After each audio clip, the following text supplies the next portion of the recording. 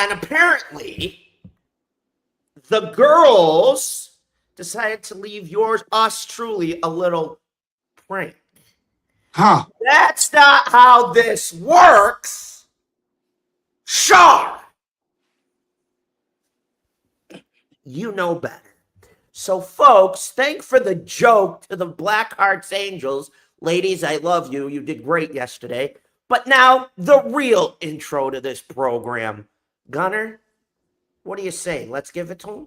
Let's give it to him, buddy.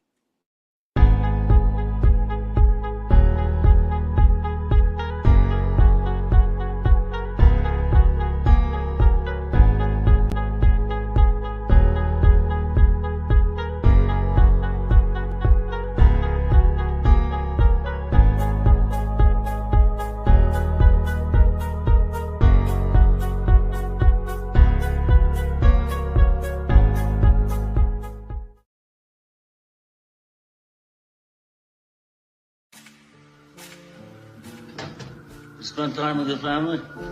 Sure I do. Good.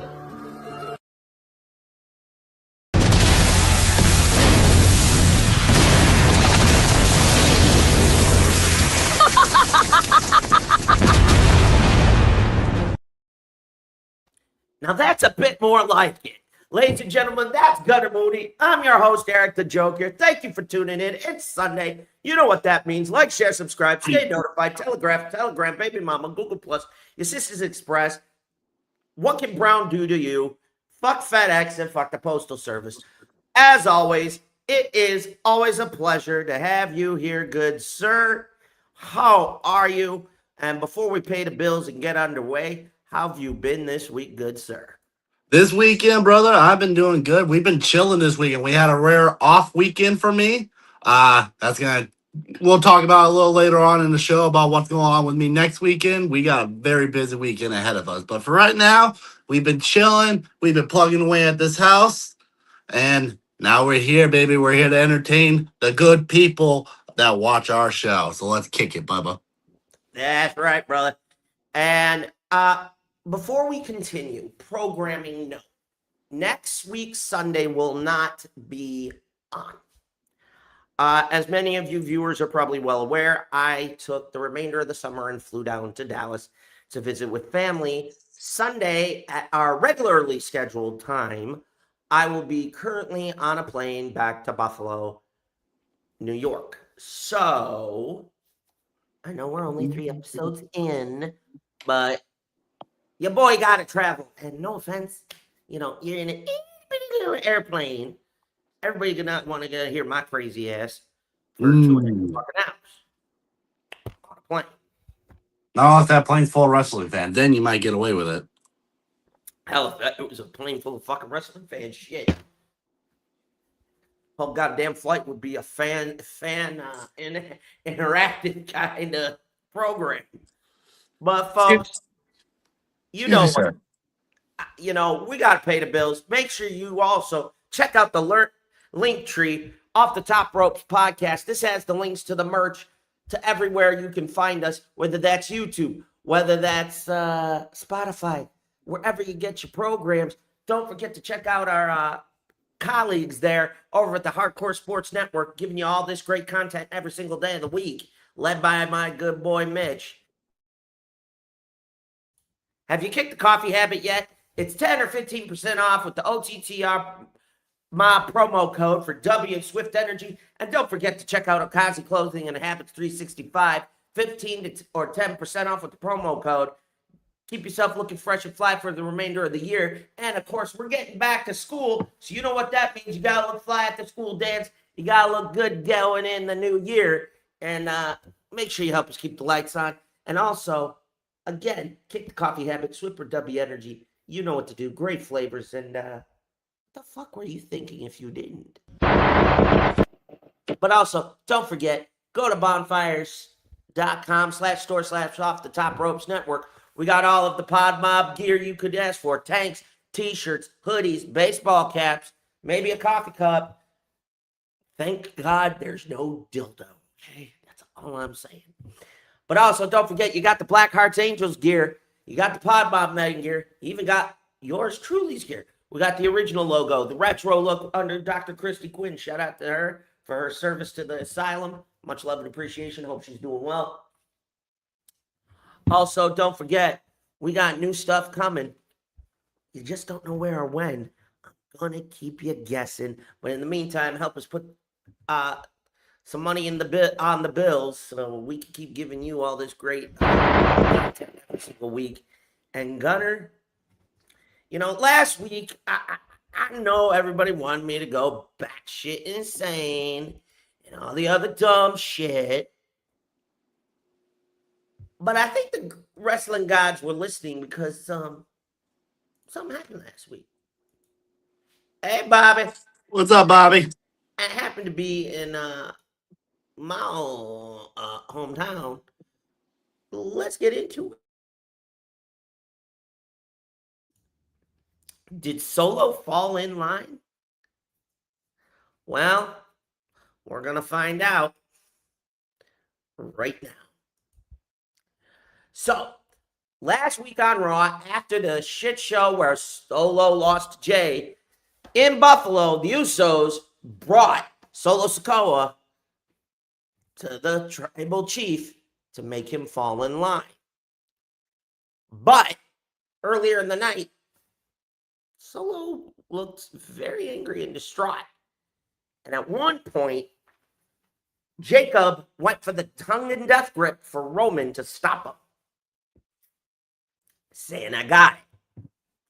Then, in a last-ditch attempt to get Solo not to do it, LA Knight came down to stop it, the beatdown.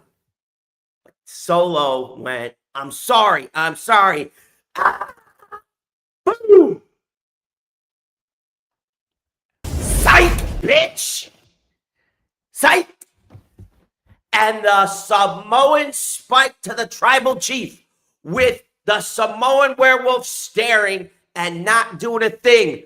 Blunt force trauma to Roman Reigns. And the attack on both Jimmy and Jey left the Usos and the OTC down. The pairing we didn't know we needed was complete. And yes, it is official. Solo said, hell no, you can't. I'm not going back. But there was something else that I don't think people truly saw underneath. Okay. I'm thinking, did you notice how Jacob wasn't even doing a damn thing? Did you see that, Gunner? I did see that. So, thoughts on Solo basically going, hell no, you can't! That's exactly what it was. It was a hell no, you can't take me, bro. I ain't going back to that bloodline. That's what Solo said. Guard dog. God damn, you got your wiener and I've got my pussy. God damn it. Wiener. Oh! No pussy is here today. Oh, there he is. Hold on. Come here, buddy. At some point, Bobby, you're right about that. Here. You got your wiener? I got my putty. Now my wiener's looking at the putty going, I thought putty.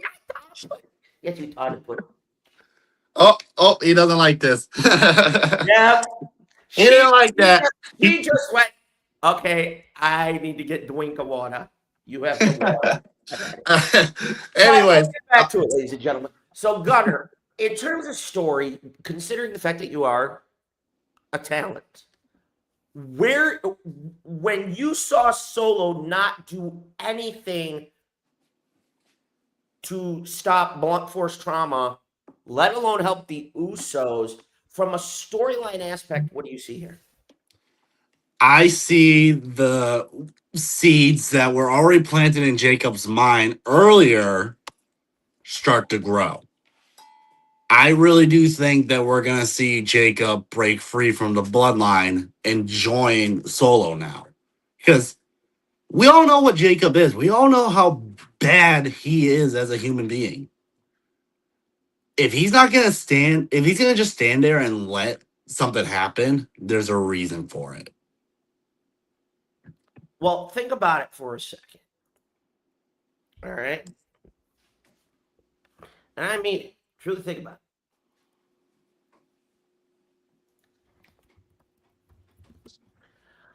Here's how I see it. Remember, you have Roman saying, don't touch him. I'll handle it. That's part one. But, a couple weeks ago, he got his own Ulafala, and then he's mad because he didn't get the black ones earlier in the night.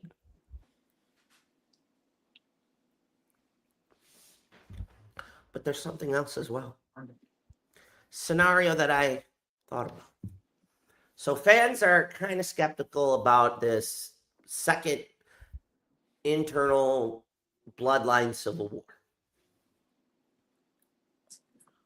What if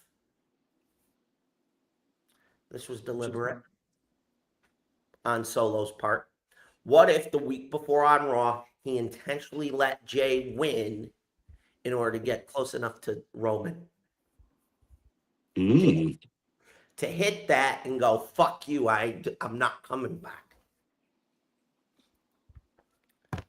But what if it wasn't Solo's own doing? We know at some point Zilla will have to step in to save his brother. We know that. And Jacob. That's number one. Who just won the tag team titles on SmackDown? Good question, because I haven't seen SmackDown yet. MFTs. Oh, okay. Who's with them right now?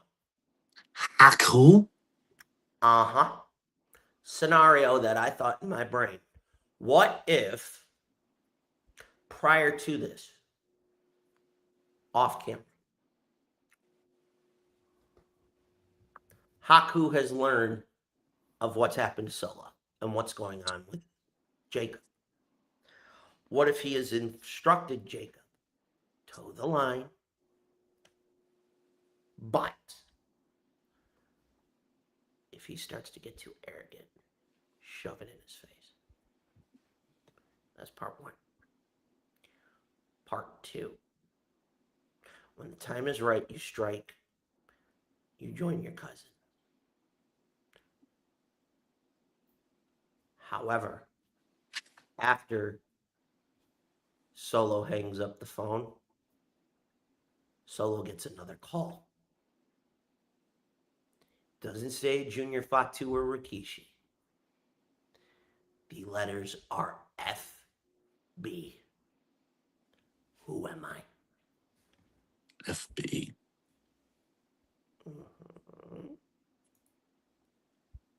It's right there in your face. Gonna tell you, buddy. A final boss? Ah. Because here's how I could see this playing out. Hypothetical. Okay? Because this particular match won't need the world title. Get it off of Roman. Have the internal civil war. All hell's breaking loose on an episode of Raw. The MFTs have come. Rikishi's gotten involved because he finally couldn't deal with the bullshit and stepped in.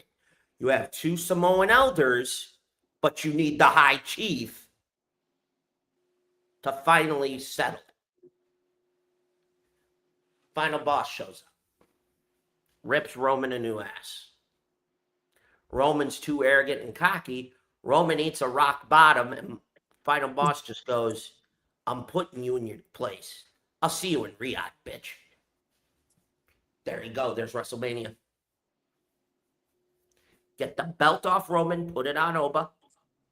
Oba. Sorry. But This Brothers and sisters, are you with me? anyway. it's just too easy to hit that. It's too easy. But then I feel like you're now inadvertently also building up LA Knight again, which is exactly what should have been happening. I mean, I get it. He screwed up, but for fuck's sake. Folks, how do I want to put this? You can't really go after LA Knight for some of the shit he did. You know, shit happens. Yeet. Yeah. You know, yeah. But my point is, and I hate to say it, yes, LA Knight and that ladder match thing with Seth a couple of years back before SummerSlam, yes. But that wasn't intentional. That's okay, I missed the cue and I fucked up. Shouldn't have had to be punished for so long. Okay? I feel like now it's the, oh, holy shit. You know, he's getting it. He always knew, but it's that old proverbial, okay, there's just something, you know, he's got to get his timing better. That's all. So they're throwing him into the mix because look at the way he's getting popped when he's interacting with Roman. So there's that. Fuck niggas, they gon' make me keep my distance. They sneak this single. Sorry, everybody. Naya was trying to moon me while flipping me off, so you know. Until the boss man of the Pop Mob can get me the other particular video clip, one involving Miss Bailey, we will have to, you know, just love that. Meta! Wait a minute. Hold up. Doeth my eyes deceive?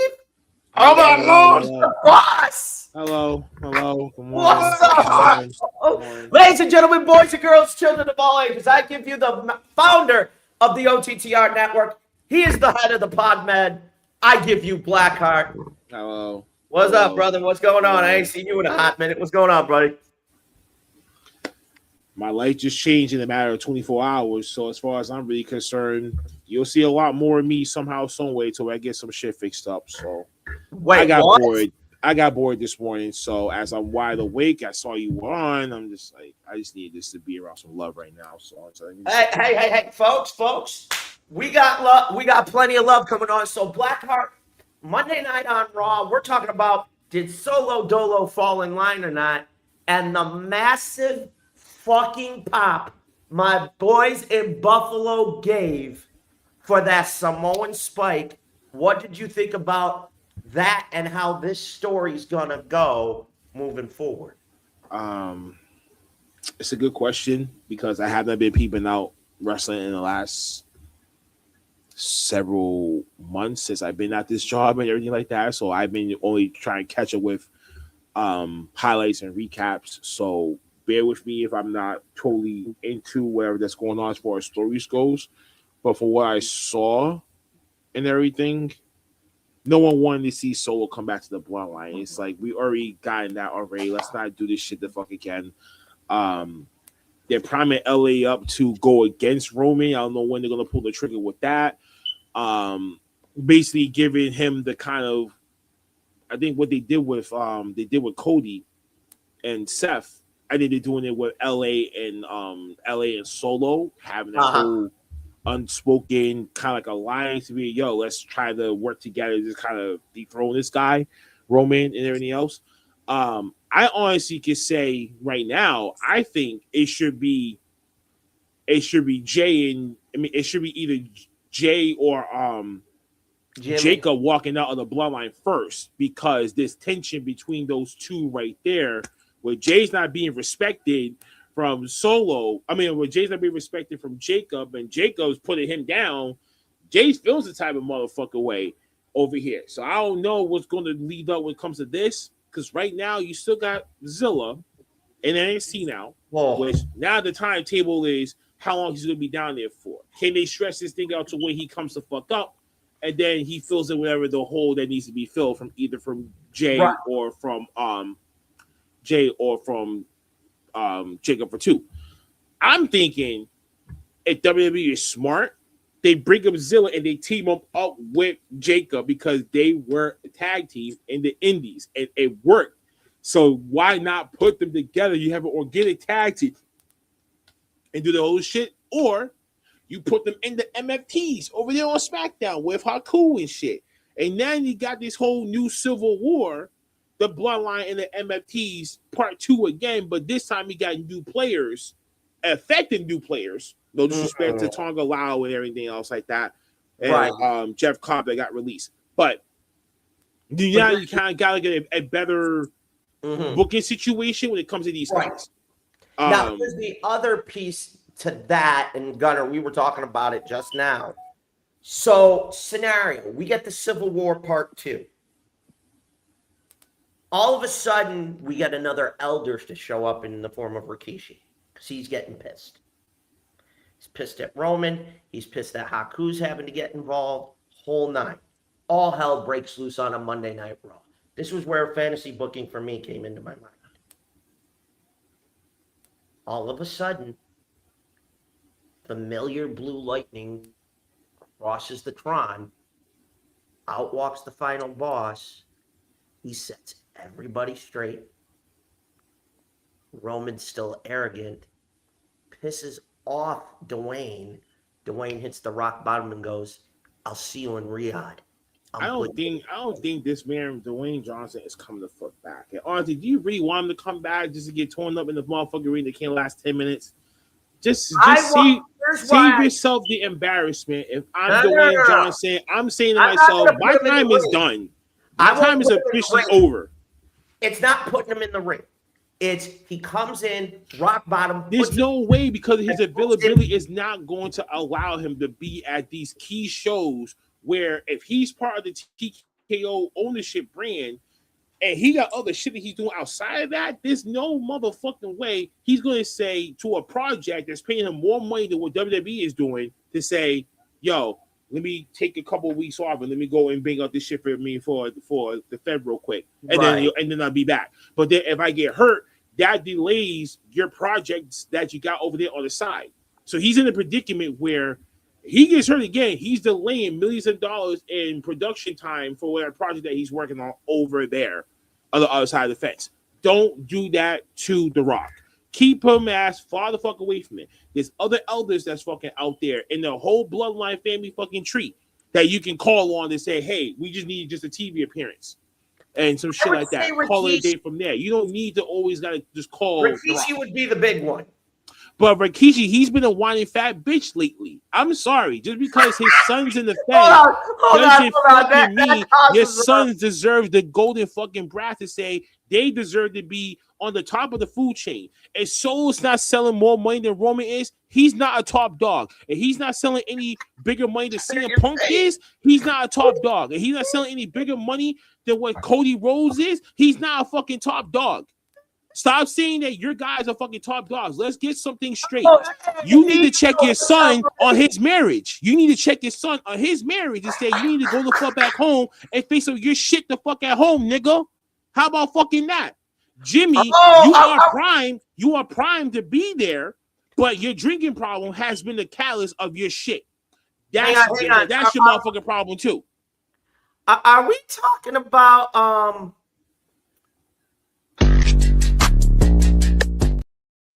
Miss Parker? Don't play any more of those clips, man, because we get copyright strike because the WWE's bitch ass and shit like that. Now it's not letting us fucking use copyrighted fucking videos now. So yes, I'm talking about her too. And for a woman that can't really wrestle, but she got it because she looks good, and I can name a whole lot of women on that roster too. For all 3 brands, that guy get cut. That guy go. I'm so proud. The boss is up going off. Yes. Like, nah, I'm just tired of Rikishi just talking some shit about why they booking my son like this. Why they doing this? If you want to book your sons the way they're superstars, open up your own fucking promotion. And pay them to be your top motherfucking stars. Okay, Neo just said a smart comment. Zilla joining the Bloodline, I could see him joining the MFTs way before he'll join Roman. Because keep him far away from Roman right now. Keep him far away from that. Yes, Let him I'm going to say this. Against it, not be next to him. Right. I want to ask you this because it's all entangled in all this. When Zilla showed up 2 weeks ago, in the back of your head, did the first thing that popped in your mind was, oh, holy shit, now we can get him to Jacob? Because that's exactly in the back of my head going, no. Oh, shit. No, it's just because they need him to be TV Prime ready before they let him up to the main dance. So he got to get his education and his footwork in first.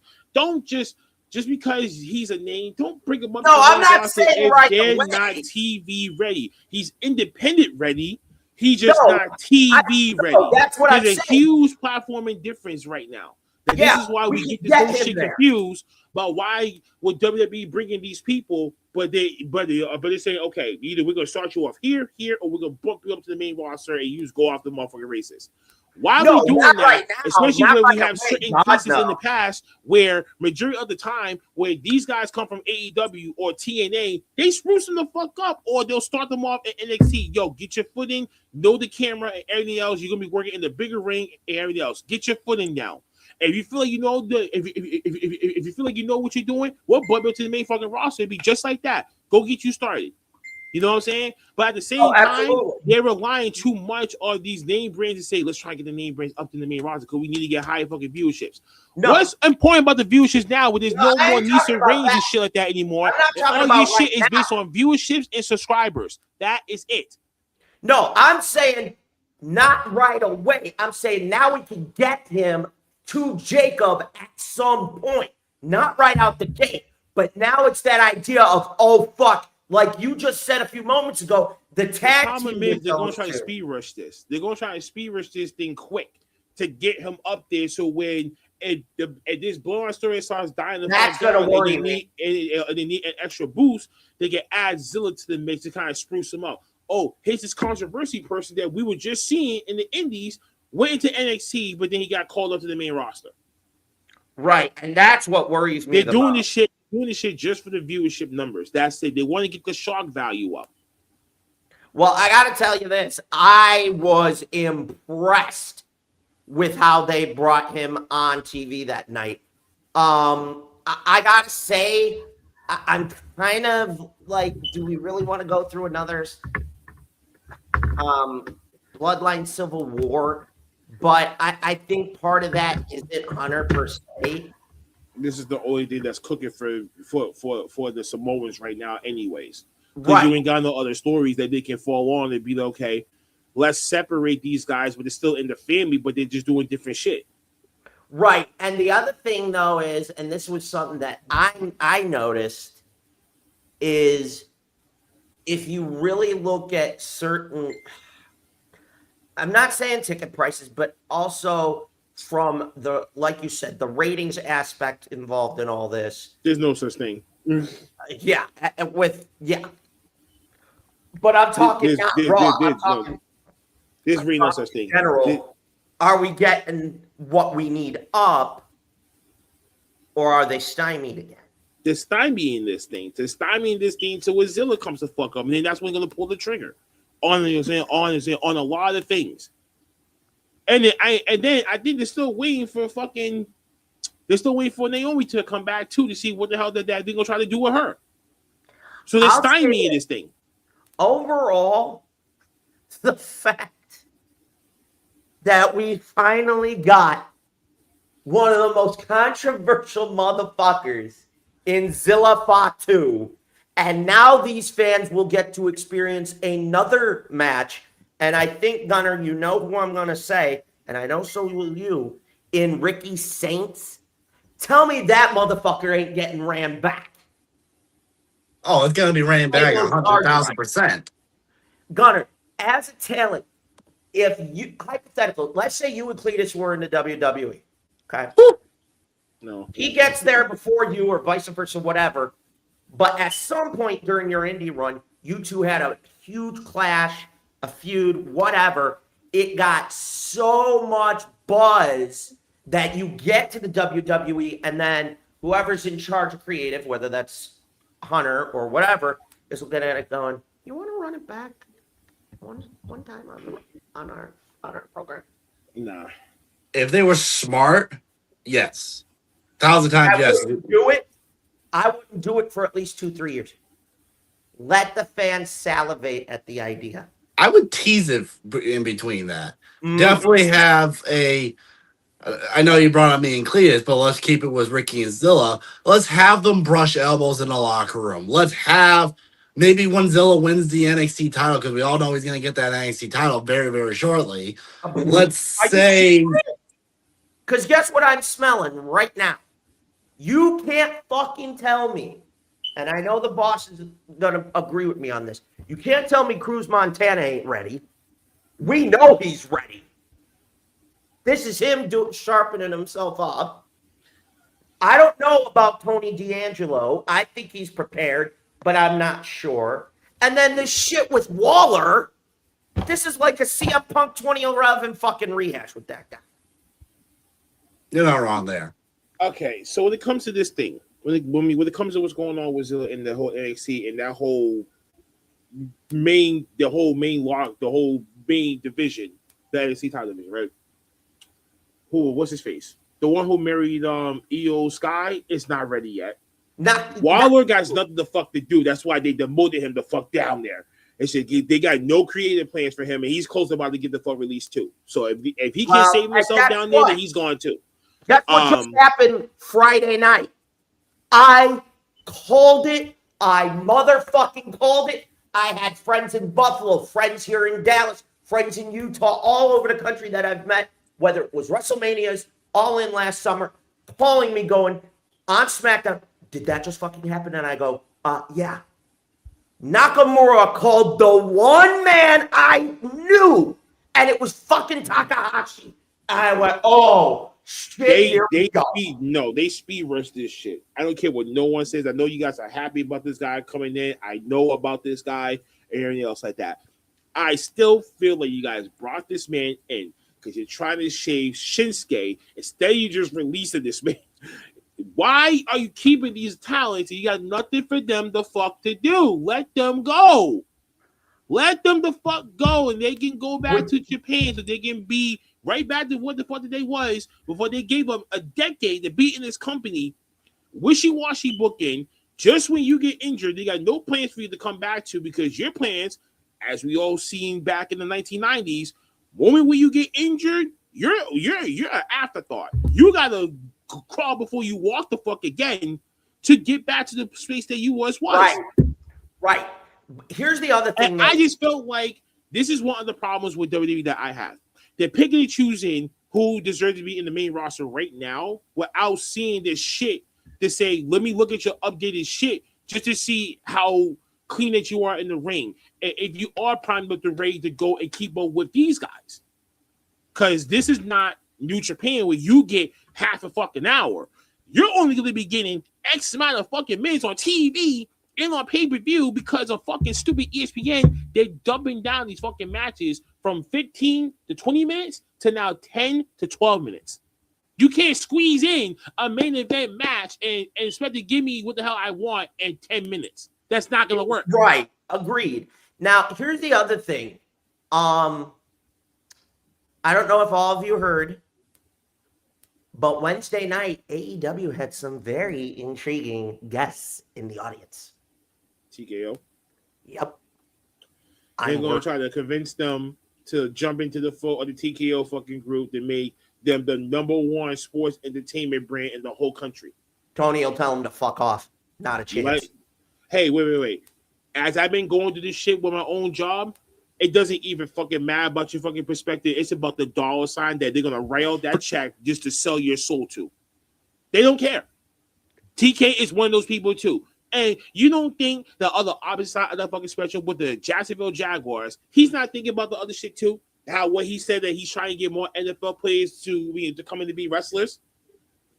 Come on, though. So you're only doing it from the opposite side of the spectrum. You're not doing it where someone's knocking on your door waving a check in your face. You're doing it from behind the scenes to say, yo, how can we keep our shit cheaper? Okay, let's bring in some of our NFL guys, train them, and they're really diehard wrestling fans. They're gonna turn them into wrestlers. And this one post I saw the other day that resonated with the whole independent scene.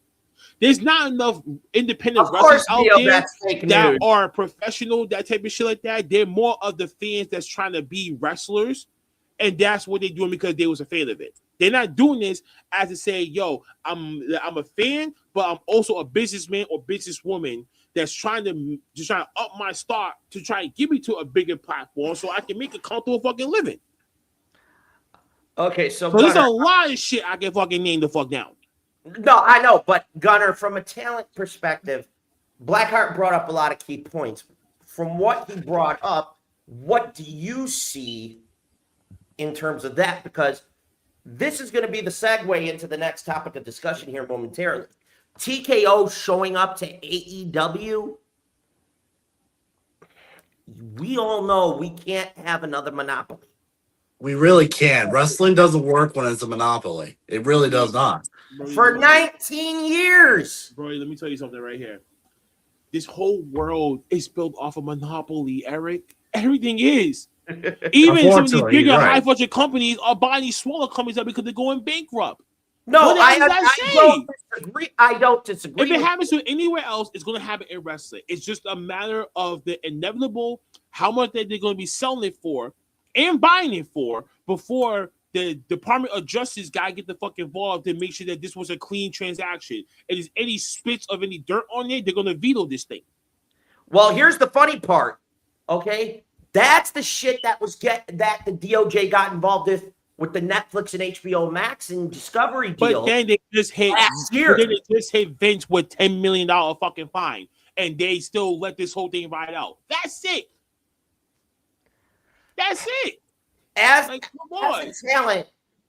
talent, Gunner, the reason I say that is, and Blackheart, you know where I'm gonna go with this. That's like Robin Peter to pay Poe and shit, Gunner. But then Poe gets caught with the money, and then he's rats out who they got the money from. They try to clean up their tracks. They said, "Oh, we didn't give him that." But for the talent, in terms of places to work, we all know how that's going to end up. And as a talent yourself, how do you interpret that part of it? It's man, it's a lot when it comes to the possibility with TKO and AEW. Obviously, we all know it ain't gonna happen. You guys both said it. Tony Khan's gonna say, one of those. Take one of those and fly. Take it and fly. But as a talent perspective, this business works better when there are places to go. And in order for that to be, we don't want places to go out of business or bankrupt or what have you. And I said it earlier, and you really don't see it working with monopolies in wrestling. If it comes to that, and that's the only way that we have places like AAA, WWE, AEW, TNA, whatever, that's the only way we keep businesses open. It's going to have to be what it be. But as a talent, we need places to go. We need to be able to move on when we need to. Blackheart brought up Shinsuke, needing to be released. Yeah, honestly, Shinsuke probably should have been released about 3 years ago. Quite honestly. I'm like, what did he say fuck me for? I'm going to say this from a Booker's perspective when it comes to this, right? Now, from Booker's perspective, it also hinders us too, because the monopoly, like WWE, AEW is released, say 15 superstars, right? That's 30 superstars that's out there on the market that is either hitting you up, or you're hitting them up, or they're hitting you up to try and get availability, to try and say, hey, listen, I just got released, boom, boom, boom, try to get me now. I can help you sell out these tickets. And then you see a lot of these promotions, they'll go bankrupt. Try and get these people to come in, hoping they have a sellout show. They actually make at least broke even at these fucking shows. But then when they undersell, because either another company is operating that fucking day, it's closer, whatever like that, maybe the ticket prices is different. Who the fuck even fucking knows? And that's how you see some of these independent promotions dying out too, because of the influxation of all these releases from the bigger companies that's charging you more than what I'll say this Gunner times 20 to 30 people to pay for a carrying cross. You gotta give like 60 Tuckers at $30 each just to pay for this one guy. That already bleeds into your shit. That means you're hoping and praying that you actually make it the fuck back, but then you're taking L's each and every fucking show because you're not making the base medium. That's how companies, independent promotions, close down. Now where all the independent promotions are going to go. They're not going to have to fucking travel outside the state, outside the fucking country just to go to independent shows. So it's all about this whole one thing that starts from on top. It sprinkles the fuck down to where the indies, we have the option to be like, okay, no, yo, that person just got released. Hit them up to see what the hell they can try to do. If you're a money mark, you got the money already lined the fuck up, ready to go. Just get them here. Whatever they're going to do, pay them. But mom and pop stores like us, there's no way that we can touch them and be like, nah. Only if we got to work on like a certain deal, like we got to get you to come in and do like a seminar. You do training, that type of shit with someone like the New England talent that like we have on our roster. They pay you, that goes into you, and we pay the difference of that. And that's how you get like these people. You gotta just be negotiating a lot of times to get these bigger stars to come down here. Because if they don't see your vision and shit, they're trying to say that you're doing it for the greater good, you're not doing it to try to destroy wrestling, they're not gonna fuck with you. Shout out to Drew Gulak that actually fucked with us a couple of times because he took cuts for us be at SFW. He didn't have to do that, but he did it for me and for Adam. Shout out to him. Because there's a lot of other people like Cameron Grimes that wanted you to pay $1,000 and pay for a 3.5-star hotel. You're coughing up $2,000 just to get him for 10 to 15 fucking minutes. No go. Right. Because they have to live their base medium. Right. So because of this, it segues into the other topic of discussion. We're going into All In. Has the champion Kenny Omega revealed the cleaner persona one more time? Both men this past Wednesday night on Dynamite were in trios action. Ospreay kicking off the show, Kenny closing the show. They had a one-on-one alongside Renee Young during the course of the night. Kenny went way too fucking far bringing up the missus and his son. And, I love seeing elements of the cleaners persona when it comes to promos. This less than 24 hours ago on Collision, we learned that both Eddie Kingston is going to be out of the Cup tournament. I don't know specifics. He's hurt. He's not medically clear, but keep going. Yeah. We saw that Nigel is going to focus on the Cup, and he had a one-on-one with Ospreay. But it was towards the end of this night that had me asking myself Wednesday, the way they're booking this and the way Nigel said, you are representing the dream of everyone in England you've inspired that has been salivating to do this. And that's to win the big one in Wembley. In less than 7 days, I'm going to be on a fucking plane when that ship begins, and I'm going to land. I'm going to be grateful enough to watch that fucking match. I am calling this now. Ospreay doesn't just win. That whole fucking stadium is going to explode from the pop that he is going to get because Nigel's wanted to do it. Never got that opportunity. Nick Aldis didn't get to do it. The only time we've seen a title change hands in Wembley It was the Intercontinental Championship, and it was British Bulldog.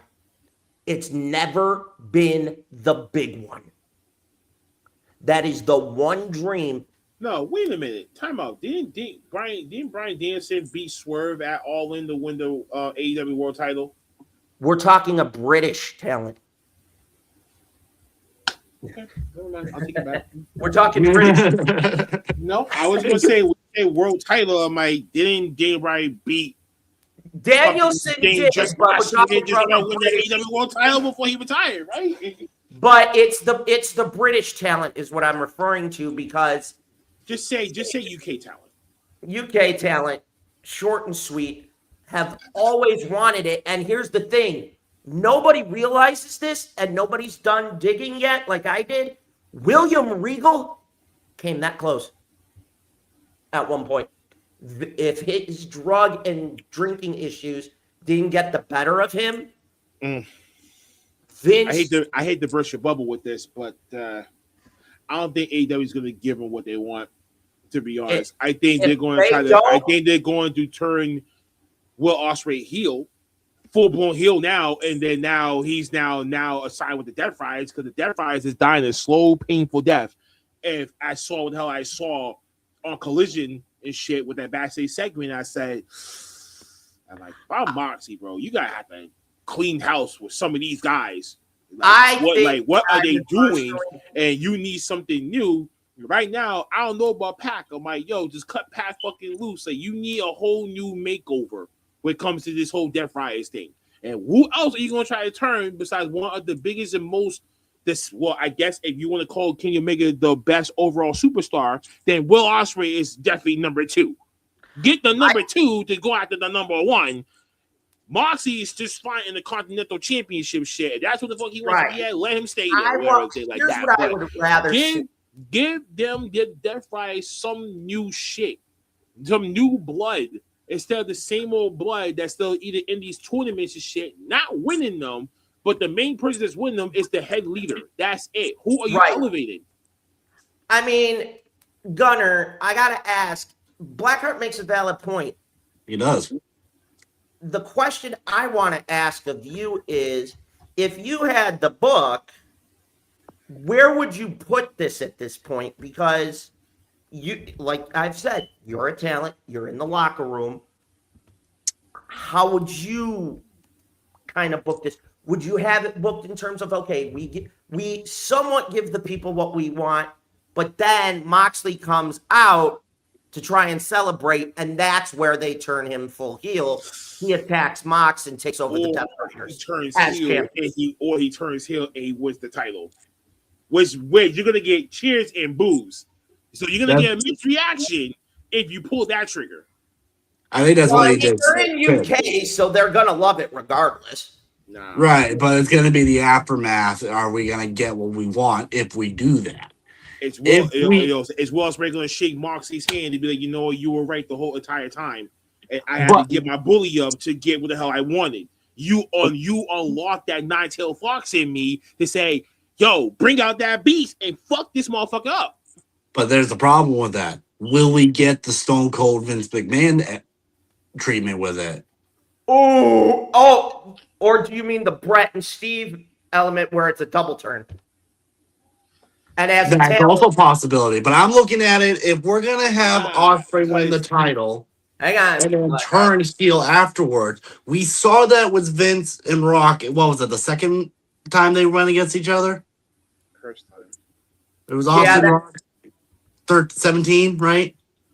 It was where Austin turned on Rock, or Austin turned on the fans and joined Vince at Mania 17. Right, yeah, and the crowd was cheering it, not booing it like they wanted. They cheered it during the match, but it was the closing moments when Austin shook Vince's hand and you hear Jericho. But it was also that moment right there is what killed the whole. It was the ending of the Monday Night War. So they wanted to send a send-off to say, all right, you know what? This handshake is basically WWE and WCW basically coming together and basically saying, nope, we're done. He won. He got the company now. This is the last night. Shake my hand. You are basically playing the WCW role. I'm playing the WWE because I'm Vince McMahon. I bought this company, but Right. you, Austin, just sold your soul. Basically, how WCW sold their soul. That's just my only concern if we do the yeah, we got the babyface pop, but now we're gonna say fuck you, we're gonna turn Ospreay heel. That would just be my one concern about that. If it goes great, turning heel and standing next to Moxley, because at least you got the AEW title in that right circle. To now they're looking at it to be like, I should be champion. Put your wiener away, Eric. But I do what I want. My wiener wanted to come out. And so they did that. You can get another Moxley and Ospreay match out of this shit that can start crumbling the Death Riders and shit. But I also like what Eric brought up with the Brett and Austin thing. Maybe we do get that double turn. Well, I mean, the reason why I say it is this. Blackheart, you've made the most valid point of it all, is the Death Riders need a fresh slate. The other issue is this. If we already know who founded the United Empire and Will Ospreay. So the question remains, if we keep Ospreay as the babyface, who the fuck shuts the Death Riders down once for all? Because, wait a minute. The conglomeration? I just had a thought. Who beat Garcia on Collision last night? I didn't watch Collision last night, so I don't know. Audio. Think back to all the major matches that Mox has tapped on. Go back and watch Claudio's face. Think. What better way to build that motherfucker? Heyman has said this. Unless Moxley decides to leave AEW, then you can have Claudio take over his role, and that gives him a new jumper screen. I said that's only if he walks, which we all know. We all know the real answer. He's not going back to the Fed. And when they did the whole storyline ending, when it came to that Roman and Seth match, I easily said they're not bringing him back. And they did it. That was a commemoration to him to say, even though you're not coming to fuck back with me, we're doing this out of respect for you. Right. So to me, now we're now in a very uncharted territory with this particular match, because now we're in a, do we do a double turn? Do we have hit Will Ospreay just go, fuck it, I'm gonna snap. Kenny, you forced me to. Yes, I still respect you, but fuck you, you went too far. Now I gotta burn you. I think it's the right way to do it, but we can ill afford one fuck up if we go sideways with that idea. And the reason I say that is this. Twofold. One, heaven forbid we go with the double turn where it was WrestleMania 13. Heaven forbid we just go the regular turn and that fucking backfires. Do you know how fast they would have to backpedal out of that? I mean, we've seen it happen in the past, but the level of backpedaling on that shit would be unfucking real. And I don't think Tony wants another disaster like that. Do we have to even talk about CM Punk's time there? See, here's the thing. Will Ospreay is not CM Punk. No, I get that. But I'm talking from a pure heel aspect. Okay, the problem with CM Punk at AEW was his attitude and the fact that he didn't get along with people back there. You don't hear people in the back saying, oh, Will Ospreay is hard to get along with. He's tough to work with and everything else. You hear the best out of him. He goes with whatever the fuck that you tell him to do, he's going to do it. Right. That's professionalism. Not know, oh, I don't want to work with this guy because we got a previous beef going the fuck on. Right. But here's what I'm saying. In terms of backpedaling that heel turn, if it goes sideways, we all know creatively that can be difficult as fuck. No, it's not. It's an easy fix. Just, I got brainwashed by Moxley. Moxley tried to bring out the bad in me to try to get me to win this championship, thinking it's going to take me to be a killer to kill off this person to win this title. Then he's like, you know what? I'm not getting brainwashed by you anymore. I've been doing this thing way before you was in diapers, son. You know what I'm saying? And he's been doing it for a very long fucking time to where the crowd can get the fuck behind him because the day super indie wrestling fans, they're going to know what the hell that he been through his whole entire tenure and shit before he got to AEW. And this is where he's trying to end his career here. So they're going to end it on a high note. And that's how they can get him into being the face again. Okay. So then, if they go through with it and you have him win in Wembley, my question afterward, who challenges him first?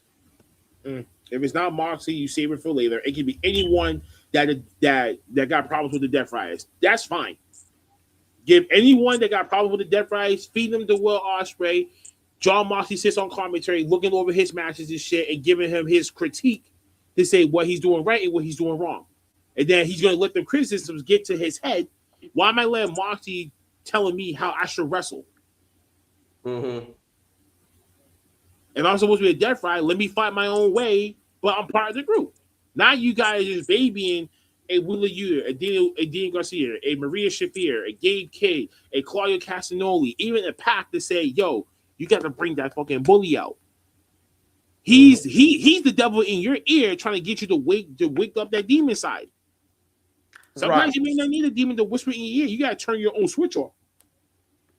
Of course. I think it'll be the right thing to do.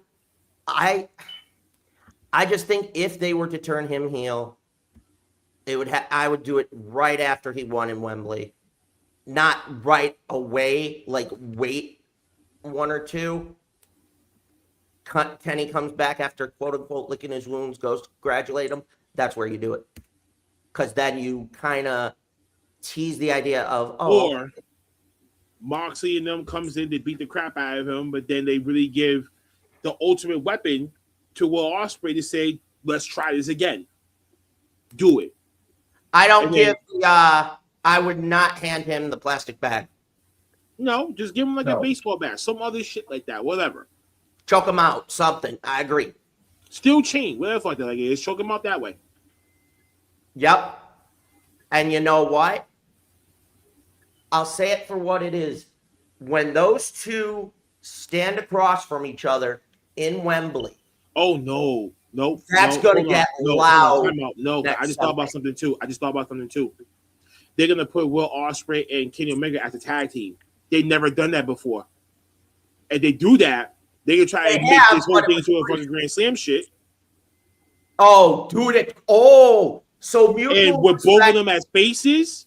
Yeah, no, they haven't done that yet. They haven't done Kenny Omega and Will Ospreay as a tag team, like a real actual tag team. Right. They've done the one-offs. Yeah. Right. So and they did that, and you get Will Ospreay to hold on to the world title. That means Kenny Omega is trying to stay close to him to try to get another crack at that title again. Right.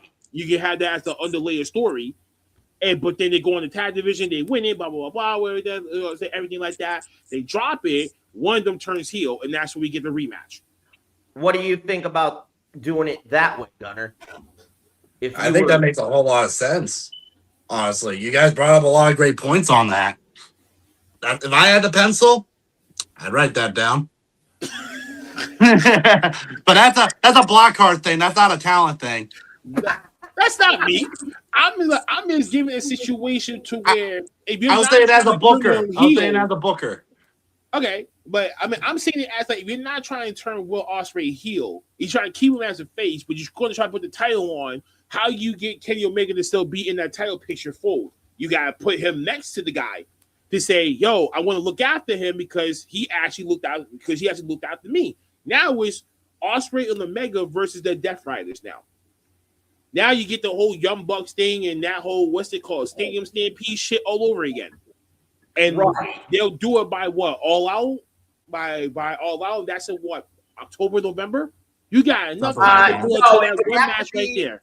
It would have to be late September or October because by November, or the whole anarchy and the whole thing like that. They can just do the same thing that they've done every year and put Will Ospreay, Kenny Omega, the Young Bucks, and 2 other people to go against the Death Riders. And that's your match right there. All right, me and you, Shiz, we're going to join them.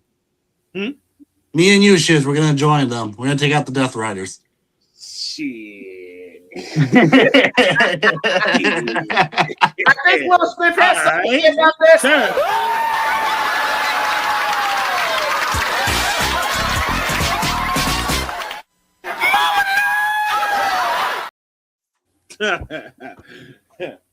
No, we have to think Eric too, just to have a little extra crazy on our side. No, he'll be a manager. Yeesh, Pengers. How corny can you get? A little cameo that he's straight. Mm-hmm. Yeah. That'd be No, in all seriousness, I think this match is going to set the tone for a lot of things going forward. My only issue with it is if you're going to turn Ospreay, you don't do it on Kenny. You got to go through with it on Mox. Because you've already got Kenny as the heel now in the match. Because remember, we know it can be extremely hard to book two baby faces in a title match. No, it's not. No, it is not. It's easy as fuck. But under the... No, it's easy as fuck. It's hard when you're booking two heels in a match. That's what's hard because who's going to be the more of the healer side compared to the other one and how how it's going to play out. You can easily just book two faces, just be you listen. This is a fair fight, 1-on-1. I don't want no interferences. I want you to give it 110%. Prove to me why you deserve to be the champion by beating me. Right. That's it. The only reason I say that is you go back to SummerSlam 98 and you look at Austin and Taker, you have two anti-hair. Right there, because number one, Undertaker was a tweener by that time period. He was going into becoming a heel anyways. So we can't even say Undertaker was a face because in that time period, he was a fucking tweener because he was back and forth with Vince and back and forth between Kane and back and forth between Stone Cold and Man fucking Kind. He was all over the fucking place. There was no goddamn way that was a face tendency that he went through the whole 98 tenure. No way. Okay, I can respect that. Especially when it came to Kane's ass. When Kane won that title belt, he knew that he's like, no, my brother gotta be fucking stopped. But yet, what happens? They put them in a tag team. And then they become the brothers of fucking destruction. And then all of a sudden, you're giving them mixed reaction because you never saw that like that before. In the storyline, you got two brothers that look almost exactly the fucking same, beating the living shit out of people with double choke slams and fucking spike pile drivers. Oh, that's it. You can't emulate that shit anymore. We got fucking screwed. Can't do that. But I would definitely say if it was how they did it with Mankind and The Rock and when it came to that screwy finish at 98, then I can see that happening.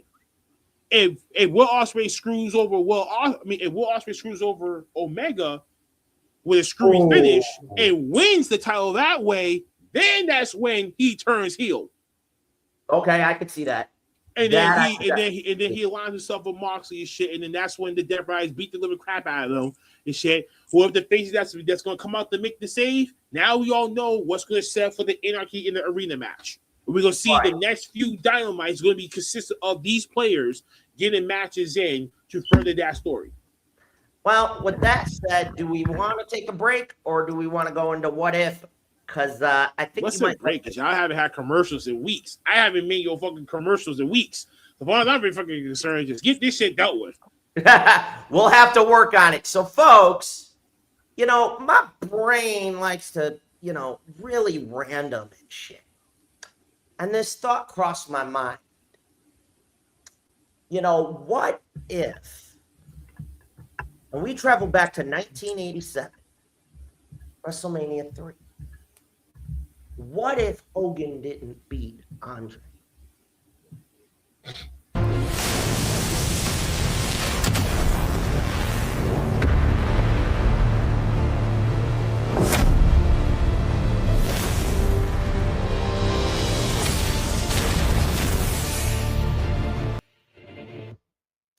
As we all know, WrestleMania 3 at the Pontiac Silverdome in Michigan, 93,000, saw Hulk Hogan defend the WWF Championship against the eighth wonder of the world, Andre the Giant.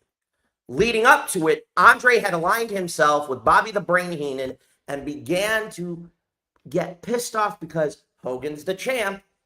Hogan and him were friends, didn't give him a title shot. We know the infamous ripping the chain off his chest. We know the whole thing. But we also know that during the infamous Power Slam, Hogan tore his shoulder. Need we say more? But we also know that Andre's health wasn't all that great.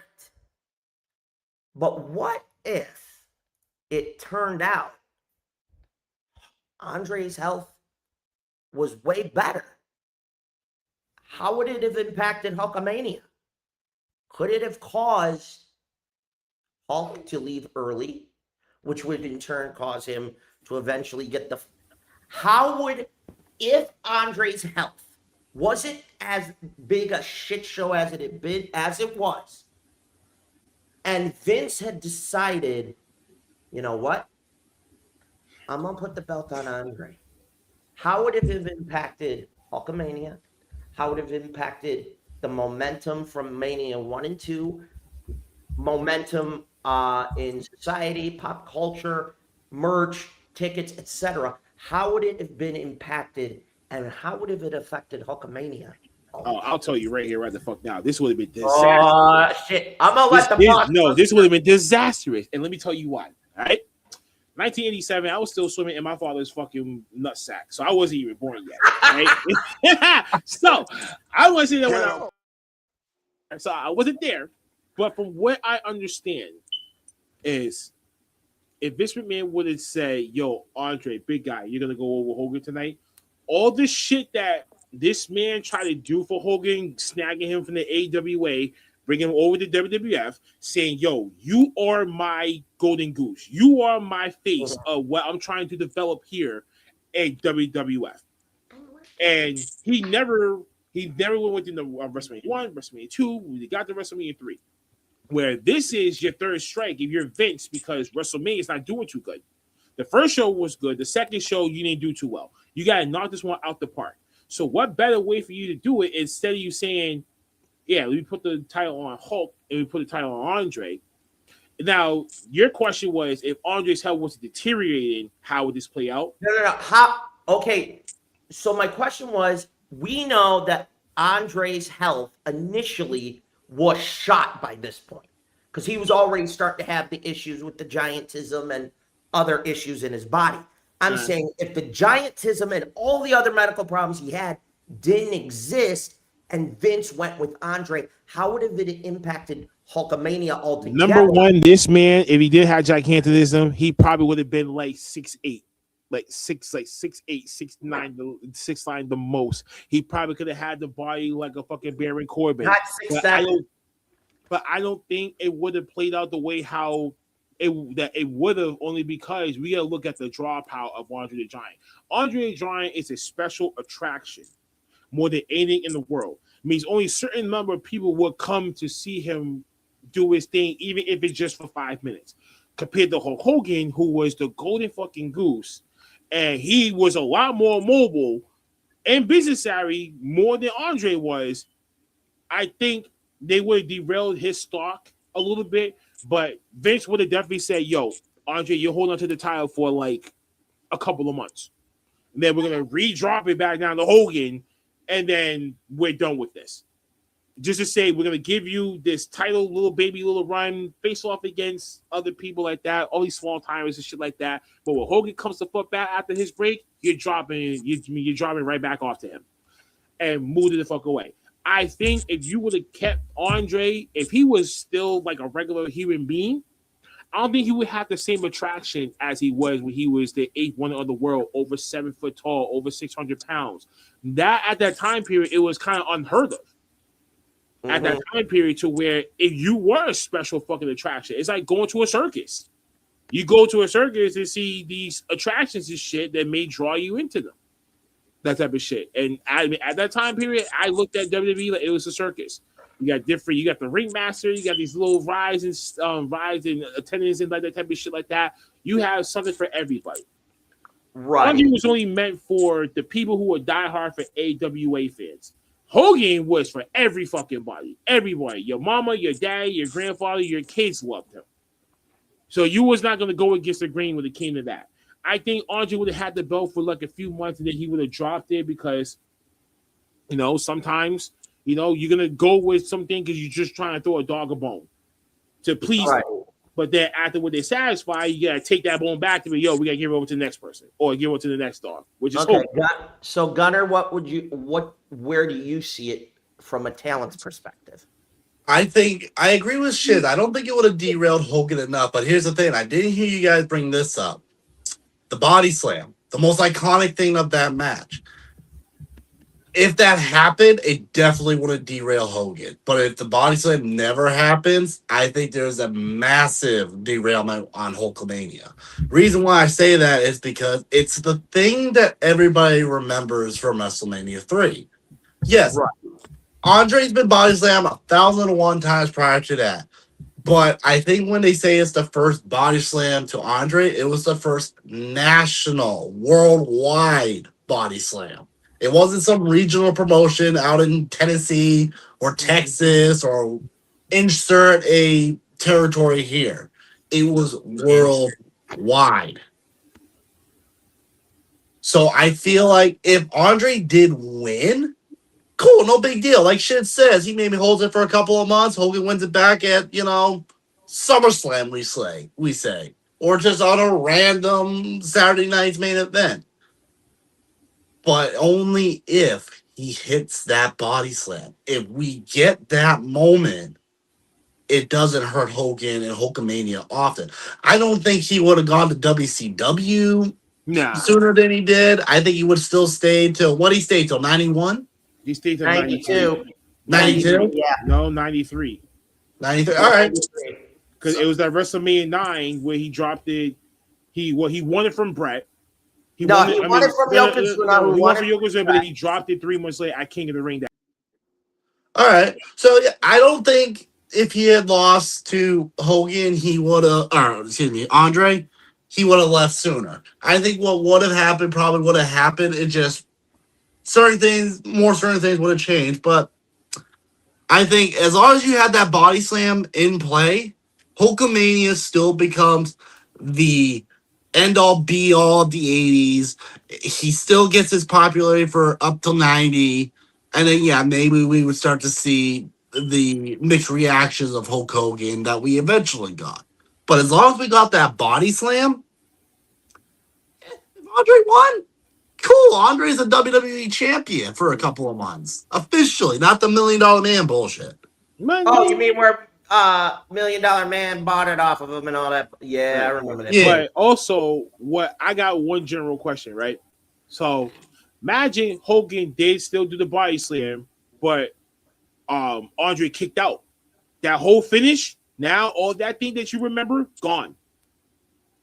Ooh, and then Andre still got up. Bobby Heenan got on the apron, tried to antagonize the referee to get Hogan's attention. Hogan punches him down, but then we see Andre just kind of this like vice gripping, giving like the iron claw to his head, squeezing him down and everything else.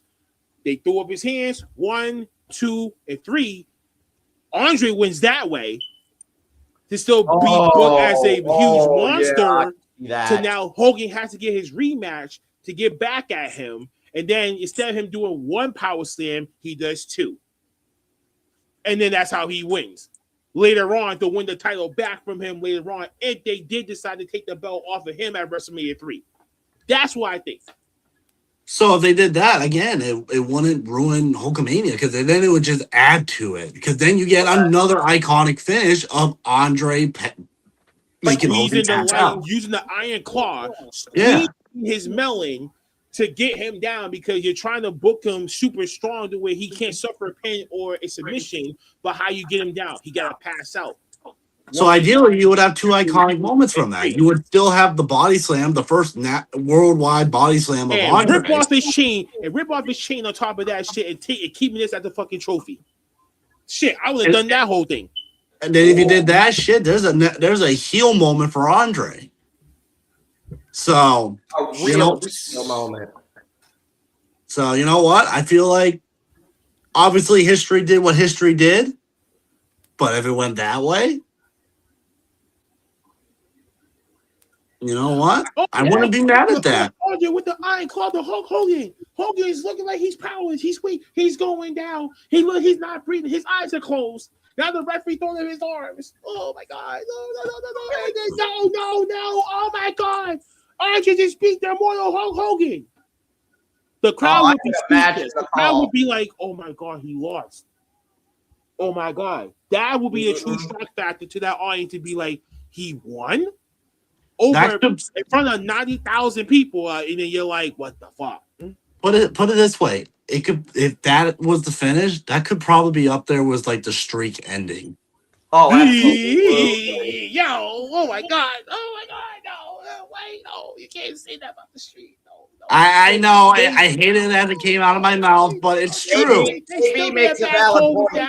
still made a bad call with that streak. I don't care what the hell they did. I don't care about Brock Lesnar's status at that time period. I didn't care. You gotta keep certain mythical legends alive. Don't just let them die. Right. So I think it's safe to say, like, for me personally, the only reason why I say it is without the two key moments. KB, they did that because his health was fucking declining, so they wanted to give him a go in the weight pressing. That's the only sole reason why they had him winning against Hogan at Saturday Night Main Event. I think like the year afterwards. Yes, then they quickly dropped it afterwards. Yeah. I'll be honest. The only reason I say why it would have maybe did a shitload of damage to Hulkamania is because, like Gunnar said, if you don't have those two key moments, the body slam and then the other one that you guys pitched, if those two do not exist, I think it would deterred Hulkamania. It would have done some damage in terms of pop culture from the standpoint of, oh yeah, that's the guy that, failed to whatever. At the same time, I look at it from the standpoint of, okay, this could have been Vince's way at the time saying, what? Guess what? Now I have to figure out X, Y, and Z. So I leave Hogan out of the mix. Hogan can go and do whatever, comes back like Blackheart pitched. The other thing is, does it affect sales and merch and all that shit? No, it affected the finances on that aspect. Hogan was still the top merchandise seller at that time period. People were still going to buy his shit no matter what. You would see Andre the Giant's shit take a little uptick because of that championship win. He would still get like a little money out of that thing, but Hogan was the main cash cow. And then think, if Hogan wasn't there and he did not come from AWA to WWF, we would not talk about this. WWF would be the secondary brand behind WCW and Jim Crockett Promotions. Because you still had Sting, you had Ric Flair, you had Vader, you had Lex Luger. You still had a lot of top talent that was wrestling down south. It just wasn't on a bigger national television like Vince McMahon foreshadow and say, this is going to be the way of the future. Let me tackle this now. Instead, wait for these guys to do it first, and then I do it after. It makes me look like a copycat. Right. So, and you brought up the merch sales. I don't think it would have mattered either, because here's the thing. If we got that finish that Blackheart had pitched, the sympathy buys for Hogan, because then you get all these little kids going, oh, come on, Hogan, you get him next time. I'm going to buy his t-shirt. I'm going to buy the bandanas. I'm going to buy that workout thing. I don't know if it was out in 87, but I'm going to buy the workout moms kit. And everything. They're going to be crying to their moms about everything and shit and be like, Mommy, why did he lose? You know what I'm saying? You're going to get those kids to be emotionally invested like that. Right. Because of so if anything, the Hogan sales would, I don't know, take a little bit of an uptick, but a little bit of an uptick, if not stay the same. I don't think Hogan's merch sales would have been affected at all, other than maybe a slight bump in the pay. Okay. Other than that, I don't think the merch was it, and I don't even think Andre had merch at the time. No, and that's why I said that. And that's why I said that I think Andre would have had a little bit of uptick in his merchandise sales, because, like you said, Gunnar, I don't think he even had that much merchandise like that back then. I don't even think he had a t-shirt back in the day, bro. If he won the title and they started making t-shirts, he could have sold some. He could have sold like a good number. I think the only merch, and I could be completely wrong on this. I think the only merch he had at 87 was the LJN figures. So okay, They people were. are buying more of those figures to beat Andre. Yeah. Or wait, or what would they call it? The little plush pals and shit? The little Oh, the plush Wrestle pals? Buddies? Yeah. I still Wrestle got Buddies. mine. I don't know where though. Yeah, the Wrestle Buddies. People would have been buying his Wrestle Buddy and shit. Just to beat it up. They go, haha, screw you, You know Andre. what I'm saying? Like, come on.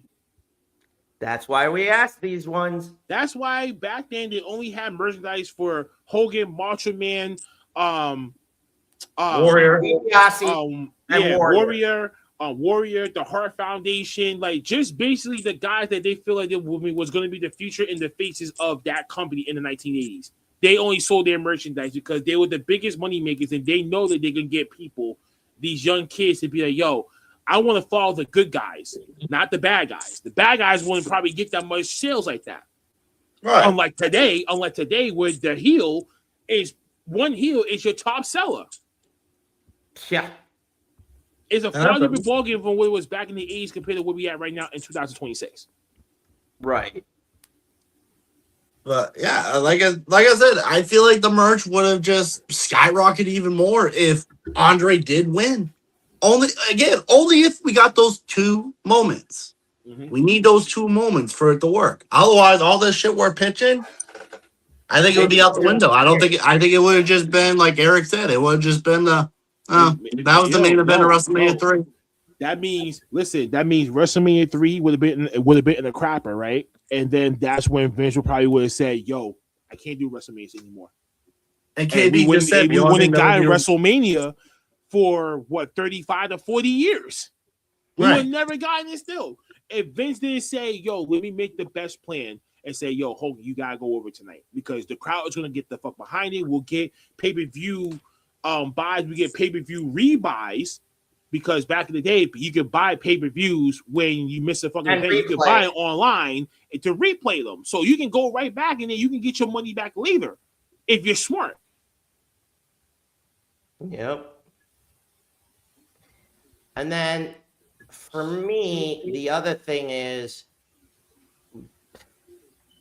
KB said it best. If that slam doesn't happen, Mania 3 could still end up becoming a wet fart in church. And the only thing you remember is Savage and Steamboat, which is not a bad match. I'm not shitting on that.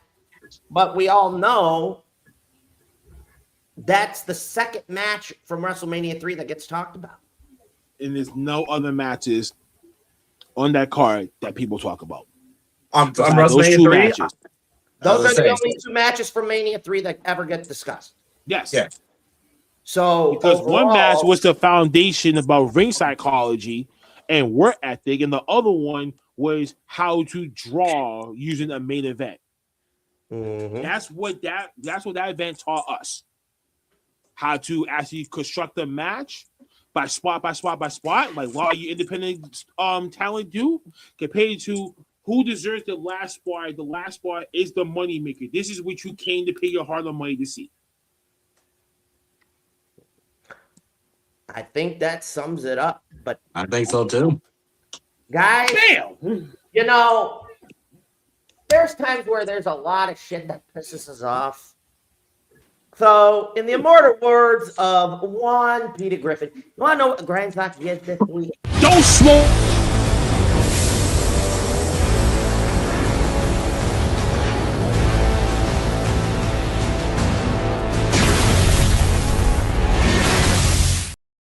What was that again? Black Don't smoke because it's a joke. I was trying to do that whole Hulk Hogan fucking don't smoke campaign that he did back in the So, which one of you guys wants to go first on this? I will go first because I got a lot to fucking vent about. Okay. All right. Y'all get your popcorn ready. What grinds my gears is these higher Fortune 500 companies that's dwindling money from all these little departments, squeezing out our shit so they can go on their little fucking vacations and trips and shit like that. I'm going through something right now with my job because of some bullshit technicalities, and now I'm about to be a free agent as of tomorrow. So I'm be straightforward. what a lot of these jobs are telling me, yo, listen, I got shit going on with this. I got a company over here. And when I came into this one, the workload that they had me doing at the very beginning, I wasn't ready for it. In due time, I got in the process of it, but I had called out a lot because my body was aching me. My mental was fucking fried. And SMW needed me. So I had to do it. And family needed me too. So I had to be there. Some of these people, some of these companies don't respect the workers. They just only want you to be that body, shut your fucking mouth, keep your head down, do your job. No matter if you do your job officially to a T, they'll still find ways to let you the fuck go because you're not kissing higher ups' asses to preserve them or to try to be next to them and trying to preserve your spot. I never been the type of one to sucker up to anybody for my spot. I work hard. I come into work every fucking day. I let people know, listen, I'm having a bad day. Just don't talk to me that day. Or if I'm in a good mood, I'll come talk to you. Other times when it's like you're giving your blood, your sweat, your tears. I know we all probably got that. We got to work to make a living, that type of shit. But how they're squeezing out money by withholding 401ks. They're trying to fight you every penny. That's why you got these unions going on strikes and shit. We even just got a strike just now that just started like 3 days ago. That is a strike going the fuck on. Now it's on the news. So, and they're trying to keep secretive about certain things that goes on inside this workplace. I know somebody's probably going to send this right over to them and say, yo, look what Deshaun talked about the company and shit because of what hell that he's going through. Because I've been upfront with them from day motherfucking one about every fucking thing. Still, right at this very moment, they're secretly terminated me without doing the due process and saying, yo, Deshaun, we're going to sit you down, we're going to have an investigation, then we're going to suspend you, and then we're going to look over your case to see if it's worth the termination or not. At least that much you could have given a guy like me who was straightforward with this job to say, yo, listen, I'm trying to preserve my job, but just my attendance I know was a problem, but here's the reasons why that my attendance was becoming a fucking problem. And a lot of the things was because this job is physically and mentally demanding to the point where there was times where I didn't even want to even come into motherfucking work. It was just like, how do people do this and do this shit for 6 years? And then I got to give up my weekends to be there. So which means I had to give up SFW. And I told them, no, I'm not doing that. I worked hard for SMW for the last 2 fucking years. Went through 3 jobs in the matter of this 2-year tenure that I've been at this company. And the company still doesn't give a fuck. So where it's like now I may have to put in a lawsuit or I got to go through the union to try to get this thing rectified and handled, or otherwise you're going to have more security guards going on strike because how they're being treated. So I'm giving everyone a heads up that even though a job is necessary for all of us to pay rent, to pay bills, and everything like that, don't sell your dreams for money. Your dreams is what is keeping you the fuck doing what you love. Gunner, wrestling. You know what I'm saying? He has to go to work to fucking pay his bills, but we gotta pay the company, gotta pay him to be there to come in to do his job. Now you're taking money away from the bookers because they gotta work to make the money to pay for every fucking thing. You're taking away money out of these guys' pockets, and that's what my job just did to me. They basically say, "Fuck S&W and fuck me." We want you to either give this thing up and you commit to us full time. You give them your holidays, you give them your weekends. And I literally was like, no. I've done that for too many years of my life that I wasn't around my family for holidays because I picked the job over them. Yep. And I'm not doing that anymore. So if that means I gotta give up a $25 an hour job just to find my happiness and get my weekends back, then here the fuck that we are. So I'm not gonna name the company, but you guys should know. And let me just say this out loud too. In this place, there's prostitutes that's walking in and out of that fucking building, and y'all never fucking laid a hammer down to them. But when it came to my case about a trans fucking former, and I gave one person that was right next to that person 3 little words: just be careful. Just be careful got me in the worst fucking trouble. The absolute worst. to where it's like they're gonna utilize this shit to get me the fuck gone. Even if I try to fight even if I try to appeal it for my own fucking defense. And let me just remind these people too. I had 3 Transformers at my wrestling show back in May for Queen of the Wildcard tournament. There's proof right there that I'm not what you think that I am, because I'm not. And I feel it kind of fucked up that these guys were just judging me just based off of one little incident. That's it. So I've been sitting here for literally 12 hours. I talked to 3 people about what should I do? What should be my next set of plans? Should I even just fold my hand and just say, yo, listen, let me just try to do this? Or do I just walk the fuck away?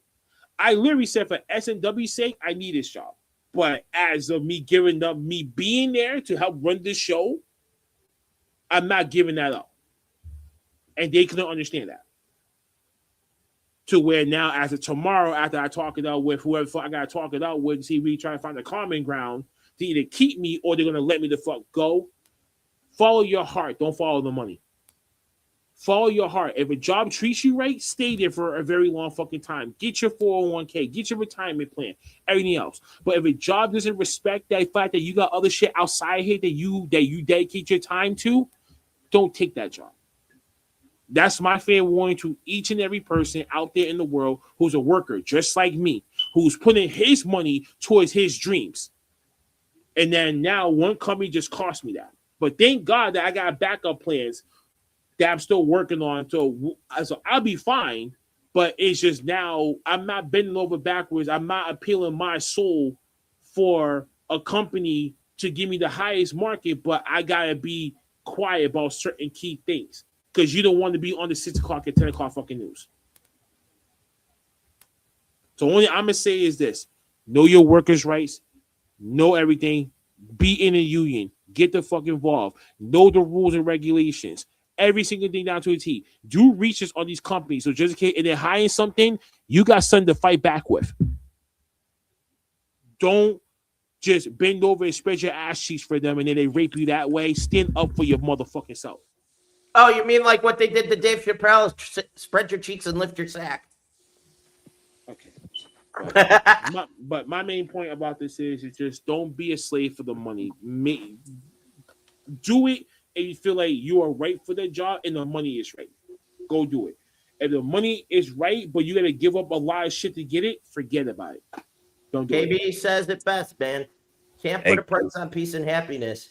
Yeah, absolutely. Other than this, what are your gears grinded on for pro wrestling, Blackheart?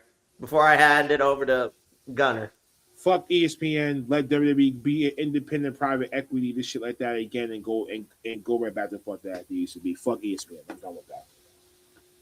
The main part was the worker part. I wasn't thinking about wrestling like that because I'm so going through something the last couple of days. So I was like, no, let me get this off my chest first before I got to talk out with them tomorrow and be like, I'm not trying to curse them out tomorrow, so I'm trying to get it out of me now. So I talk to them tomorrow, I can be diplomatic as possible. Nope, you're good. Preach, brother, preach. Other than that, any other things about like I said, fuck ESPN. Fuck ESPN. Shout out to OVW getting on the New England Sports Network, which I'm hard to fucking imagine that they actually got on there, but that tells me something that we can still get a chance. Independent promoters, start going after your local television programming because that may be another way for you to get your shit out there. Please be smart. It's not about the streaming like that anymore. Even though streaming is still there, cable is still a thing too. It's just you gotta look hard to try to find these things, and they come on mad random times. OVW comes on fucking Saturdays at like 3 a.m. so shit like that, and I'm like, what the fuck? Yeah, I heard about that. I was like, all right, so if OVW can get on this shit, then so can many other fucking wrestling fucking promotions. But I digress. Gunner, talk to All right, well, y'all know my normal spiel. Please act responsibly at wrestling shows. Don't drink like stupid. Don't be an idiot up and down the aisles. And please control your children. For the love of God, control your children. I guess something that I definitely missed out on. All right.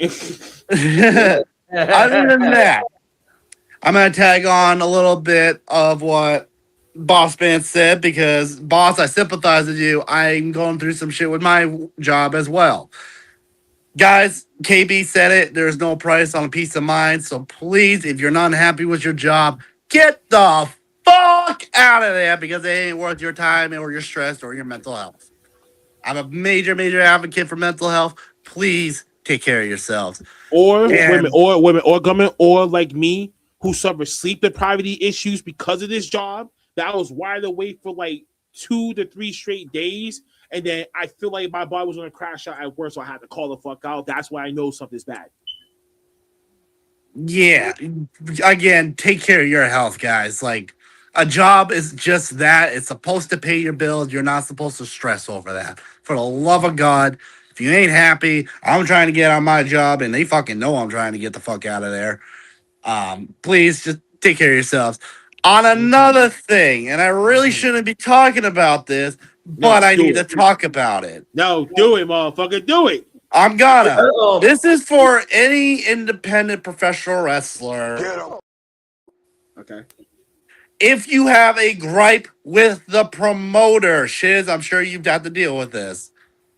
Do not put your dirty ass fucking laundry on the internet.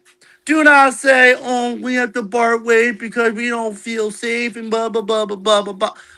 Talk to the promoter. Keep it on the down low. Shut the fuck up. See, I'm okay. specifically talking to a few people that maybe watch this just to watch me, see if I say something. I try so hard not to say shit about you guys, but you guys are acting like fucking clowns. You're talking about now because you said all that. I think I know who the hell you're talking about. And I'm gonna say this too. He got some shit on him right now because of some DV shit right now. So if I was some promoters, don't book this guy until when he goes to court, he gets his shit kind of dealt with, and he actually has documentation. Because right now, the he say she say thing is not working. That's why I had to kick him out of my locker room. And be like, yo, don't do that. If you're gonna be here, you better come talk to me. Don't sneak into here just because you're trying to watch one person's match. No, you come and talk to me before you come anywhere in my motherfucking locker room. Because if you do that shit again, I will kick your ass out or I will beat the shit out of you. I won't mind putting my hands on wrestlers if I have to, because you're trying to break a rule that I set put, and you're basically saying, oh, I don't have to do it because I wasn't even on the fucking card. If you're not on my motherfucking card, you're not supposed to be back here. You're supposed to be in the front of the house. Stay the front of the motherfucking house. Next time that shit happens and I put my hands on the motherfucking talent, you guys are going to try to say, oh shit, you're unfucking professional. Let me tell you something, you sons of bitches. And I told y'all from the very jump street when I came into this industry. I'm from a hood. I'm from the streets, bitch. At the same motherfucking time, and we're not taking no disrespect with no one to talk shit about you, your family, your kids, and anything else, or your businesses, your hustle and shit. I will get at you because now you're gonna fuck with my money. You're gonna fuck with my shit that I'm trying to rebuild, and you guys are gonna shit on my shit. So now I got the right to go after you. Don't make me have to fucking do that because I will be like, yo, I'll put your business the fuck out there too, or worse. I'll come right to where your motherfucking job is and be like, we can take this shit right in front of your boss. I'll make your life a little fucking nightmare if you come into my circle, try to fuck up some shit, or you try and bring in your dirty laundry into my fucking promotion. That's not happening. I actually didn't know anything about what she's talking about. I'm talking about my former schoolmates. Oh no, I'm talking about other people too. Like there's other people that's out there that got some shit under their belt, but then they're trying to say, "Oh, it's not true," that type of shit. But I'm like, where's the proof? Where's the police report? Where's all this shit that I'm asking for? But then you're like, "Oh, I don't have it." Then I can't take your word for shit. Because you know how many people can lie you to your face and be like, "Oh, that didn't happen to me." So why are other people coming to me about you? If it's not true. Basically, it's either they got something against you or they looking after me to be like, yo, Shiz, we respect you, bro. Don't bring that guy in because he's going to fuck up your locker room. Yep. So it goes to a couple of people out there that got some shit under their fucking belt. And I told them both, you guys need to fix up your shit. Otherwise, we can't book you right now. Period, bar none. So however fuck that y'all got to handle it. But if it gets deeper than this, I'm not touching you.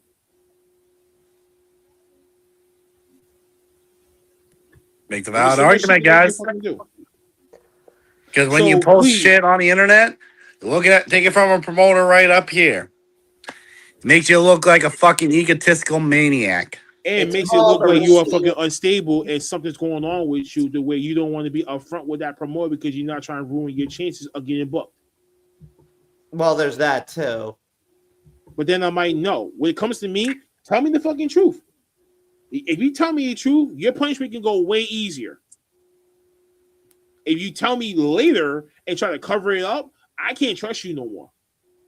Because what other things are you going to try to do behind my back and shit? Are you going to talk shit about me to another fucking wrestler? And then I get from another wrestler, yo, this person talking shit about you. And here's the proof. Here's the screenshots. And I see it. And then I'm going to go right to them and be like, yo, you want to talk shit? Say it to my motherfucking face next time. To me, not behind the keyboard. Because the day that you say it right in front of my face, you might get a fucking swollen black eye. That would be where we go, run, bitch, run, because you're gonna catch a case, and you're then both you got a fucking promoter on the 6 o'clock, the 10 o'clock news because Assault and Barry on another independent talent, and that's how shit is gonna spill the fuck out. Now promoters are putting hands on talent. I'm like, first off, was that talent justifiable enough to get their hands put on? The answer is yes. So, from Gunner and Blackheart, folks, all I gotta say is this. Please don't kill the messenger. And now, I guess so. it's time. I guess so. Yeah, I guess so. Not kill the messenger is just know your role and shut your motherfucking mouth. And you got a problem with the promotion, go talk that fucking promotion. Be a grown-ass man, be a grown-ass woman. Don't be a bitch. And do shit from behind fucking computer screens and cell phones. Be a grown-ass person. Call that person. Yo, can I talk to you for like a little minute? Can I lend you my ear for like a little minute? Sure, what's up? Yo, listen, I got some shit going on, and I didn't feel comfortable talking to you about this, but I'm coming to you because I respect you. Here's what's going on. Whoa. Some promoter may not even know that there was even a problem. And then they're trying to, and then they'll be like, oh shit, I did not know that was even going on. Let's rectify this problem right now. If promoters knew what the fuck was going on, they will look at you and be like, what took you so long? That made you look bad. Withholding information. Don't do that. Because you know how many other people are yapping in my ear, I'm like, yo, don't book this person, don't book this person, don't book this person, don't book this person. Oh, you got this person booked? Why? Boom, boom, boom, boom, and everything else. I'm like, why the fuck do you care? Do you have a sponsor to pay for yourself? Are you going to show up on motherfucking time? I have rules too. Are you going to fucking follow them? If the answer is no, get the fuck on my phone.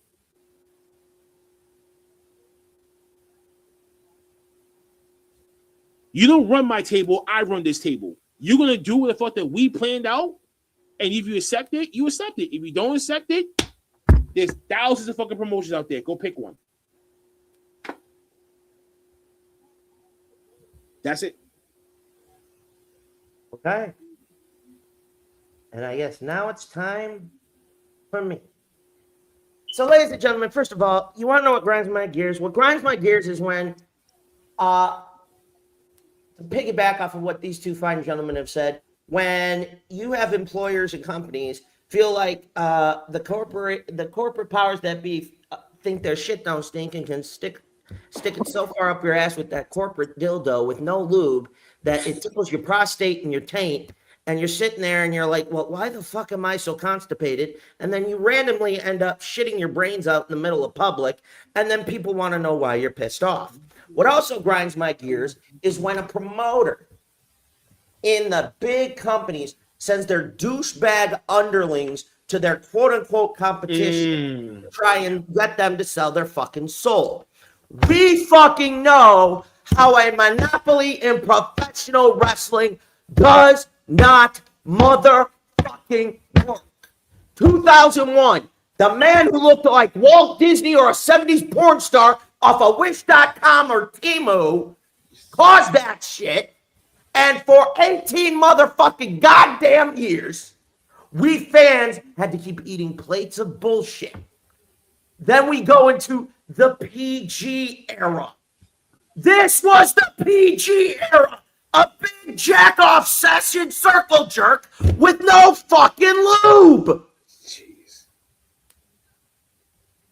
Then the best blessing that saved my fucking fandom, January 1st, 2019, as the clock struck midnight that New Year's. 4 men, Double or Nothing, one different announcement. AE.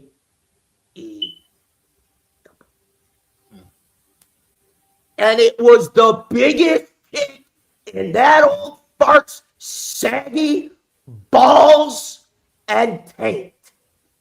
And he tried to counter with NXT. Hey, Vince, how'd that work out for you, slap nuts? It's crazy. Okay? Crazy. Here's one. What grinds my gears is when a company releases you because you're not drawing social media buzz like certain people on certain people. Hi, TKO. How you doing? Free and finally free Ilya Dragunov, man. He's going to AEW next. Oh, guaranteed. What also grinds my gears is when you can't figure out how to get the turd smell off of what Vince McMahon did, and you lose some phenomenal talent. I'll give you the best one. Killer fucking Cross is in his own fucking hometown 2 WrestleManias, and you mean to tell me you can figure out a way to fucking book him? And then you're on the post show saying the fans are chanting for fucking Brock when they're chanting for Killer Cross, and you, Paul Levesque, fucking know it, you cocksucker. Let him get released. I hope to Christ, if the day comes that he decides, hey, I want to go elsewhere, and you try to get him back, he tells you to suck his big money maker dick and go fuck yourself. Because you let that BDSM bullshit look that Vince tried to pull, nearly killing his career, and then he pulls a CM Punk promo, pulling you motherfucking cocksuckers out. And you do the very thing Vince was going to pull the Punk in 2011. Except guess what? There's more places to work, so he went, fuck you. And now he's killing it. What really pisses me off, what grinds my gears the most, is when you are at a fucking wrestling show and guys can't keep their hands off other women, other talent, or to themselves. Fellas, there is a reason the words fuck around and find out exist. I've seen it. I've been one to take a big swing and it did not miss. So read my lips. I'm going to play it off a gunner. Keep your hands to yourselves unless you're with your girlfriend and you're both feeling a little horny. Take it to the fucking car. That's not, I think, what's going on here. But I get what you're trying to say. I get what you're trying to say. Yes, shit, you're gonna get me. Oh, no, shit. Eric, you're getting me in trouble, bro. No. Okay. Here's the other thing that really pisses me off the most. What truly pisses my ass off is for Vince McMahon, TKO, choke on this bitch. Okay, we don't need to see that. Hey, paywall.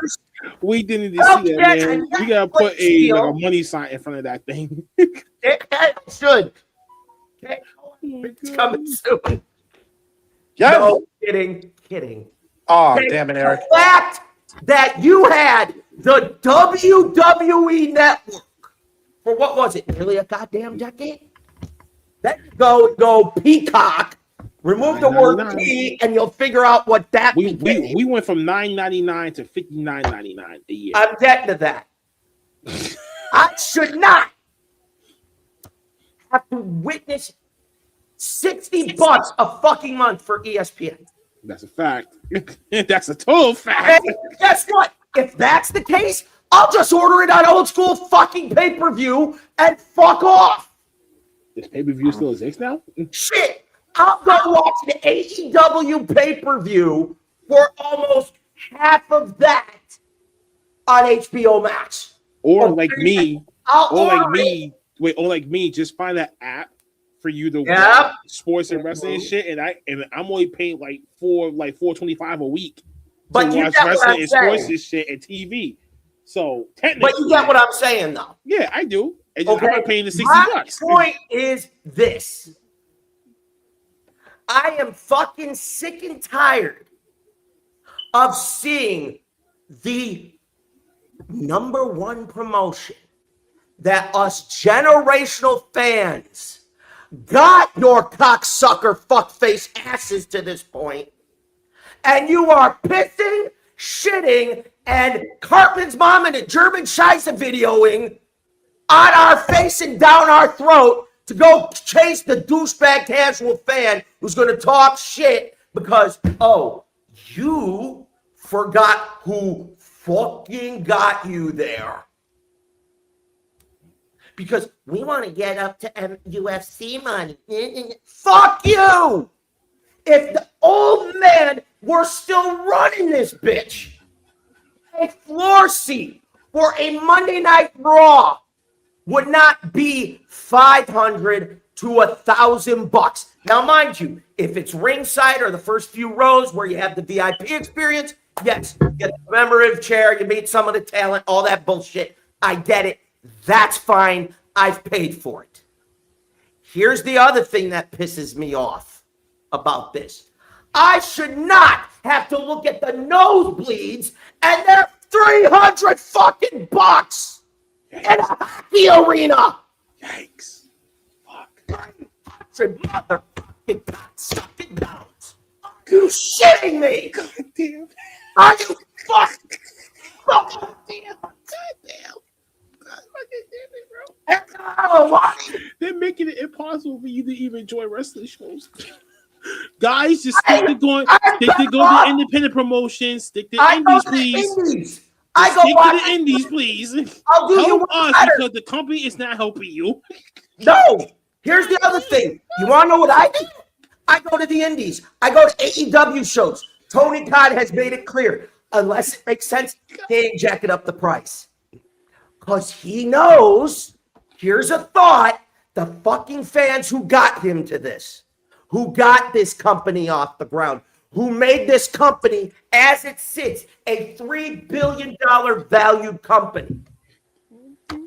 It's 7 fucking years. And it took Vince nearly 20. Who's the fucking genius with this bullshit? Well, here's another one. Well, technically, wait. So technically, let's just say this. Tony Khan's dad is how bankrolled it, but TK was the one who steered the ship for the last 7 years. So I gotta give him comments for that. But if it wasn't for daddy's money, we wouldn't be here still. Yeah. I'm just saying that for the record. And take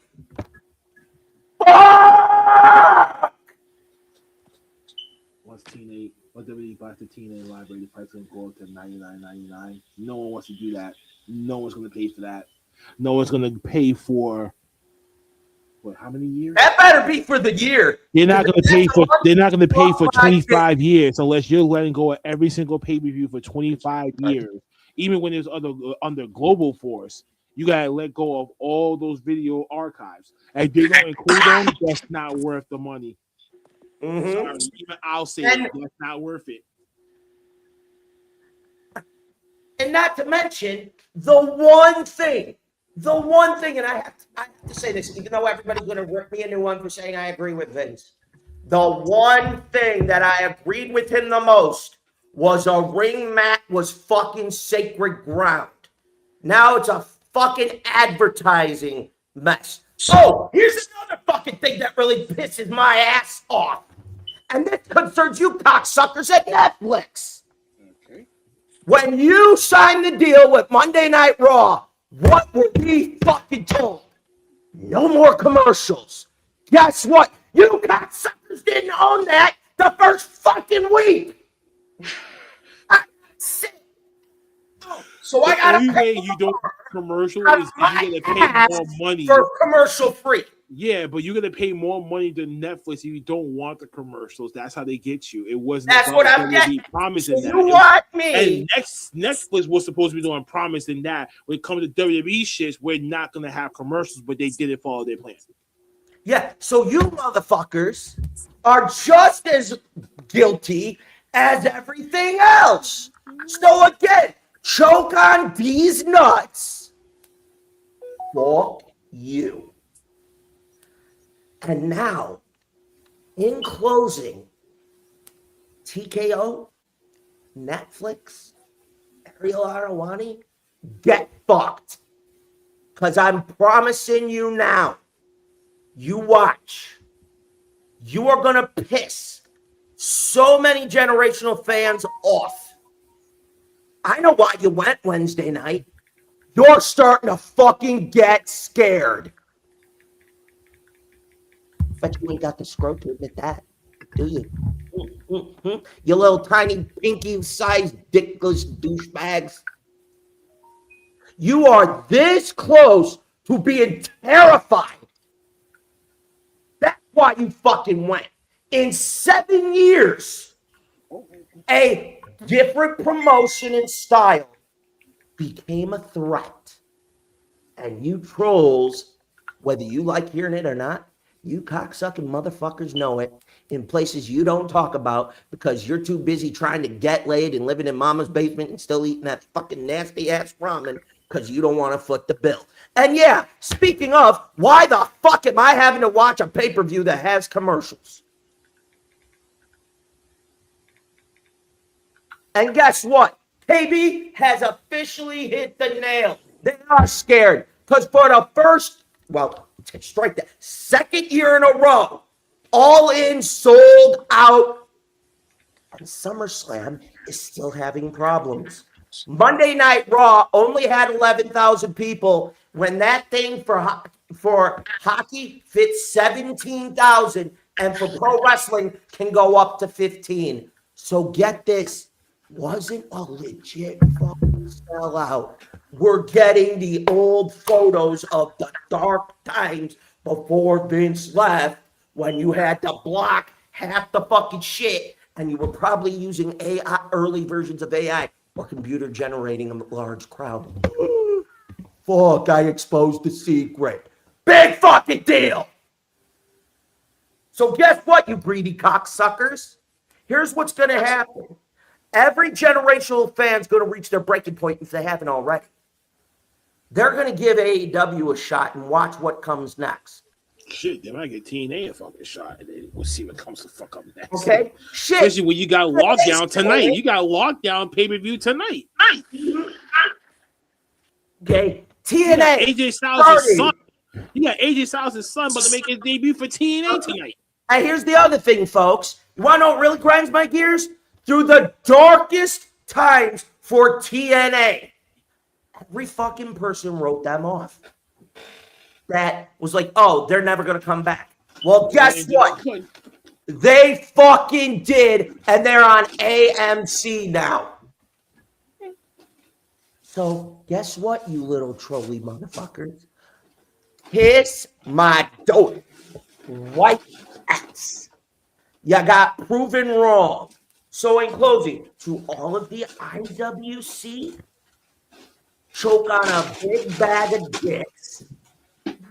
And Blackheart, what does that chick not do? Oh, I forgot. Poe says she'll blow dick. You're welcome. And that, this week, is what really grinds my gears.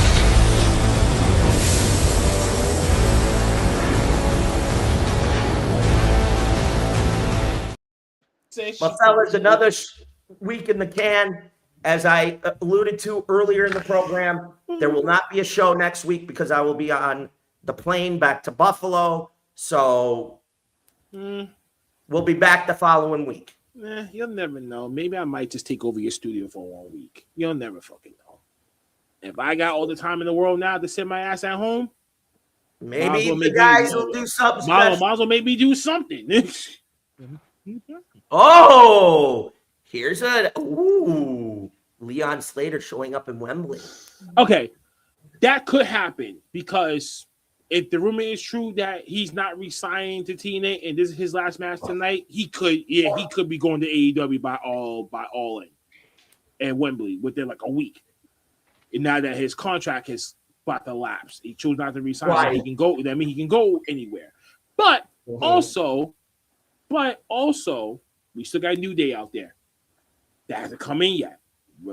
And Swerve, if I'm reading this right, when it comes to Swerve and Prince Nana, I think they're going to be part of that whole thing right there. They are. Ilya Dragunov now is a free agent. He let his contract lapse. Now he can go wherever the fuck that he wants. He can pop up in the UK within the next week. Here's a thought. Here's something. Let fucking Johnny Gargano go. Oh no, I'm really hoping that he gets released too. Please let him the fuck go. Please let this man the fuck go. Let him go. Because you're doing nothing with this man besides planking for what? Nearly like a year? Stop. Well, for yours truly, you always know where I'm at. Next week, if the boss decides to fill in, have at it. You already know.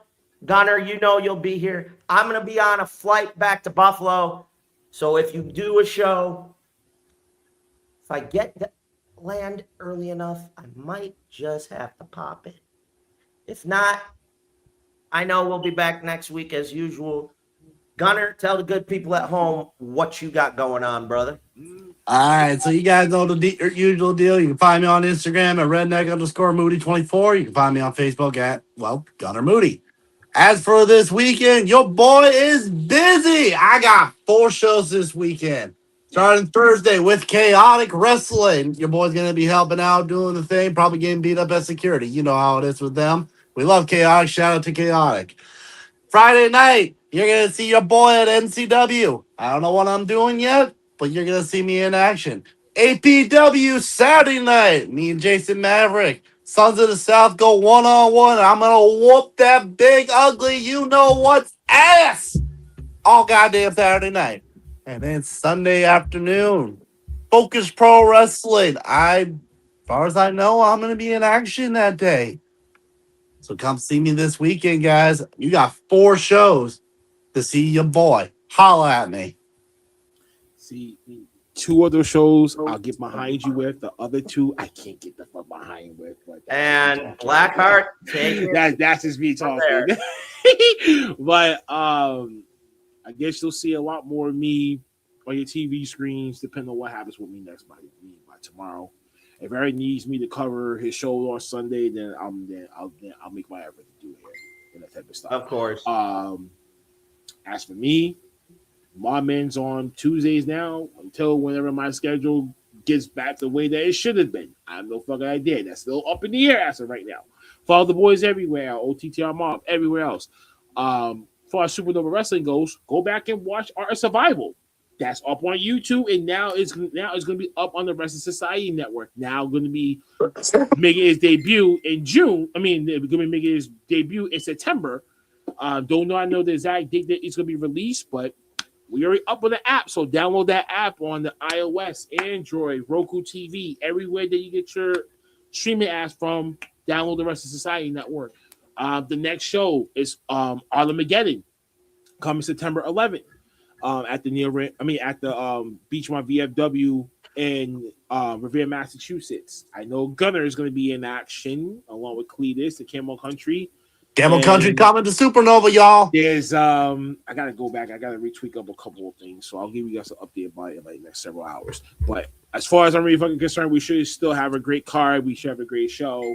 Veterans and senior citizens, I'm making an announcement now. You can get your general admissions for $5 if you are a member of the Beachmont VFW membership crew, or if you actually a senior citizen past 65 to 70 years old, or if you are a war veteran. Just present your credentials, and we'll give you the $5. And then we'll give you the $5 ticket and that type of stuff like that.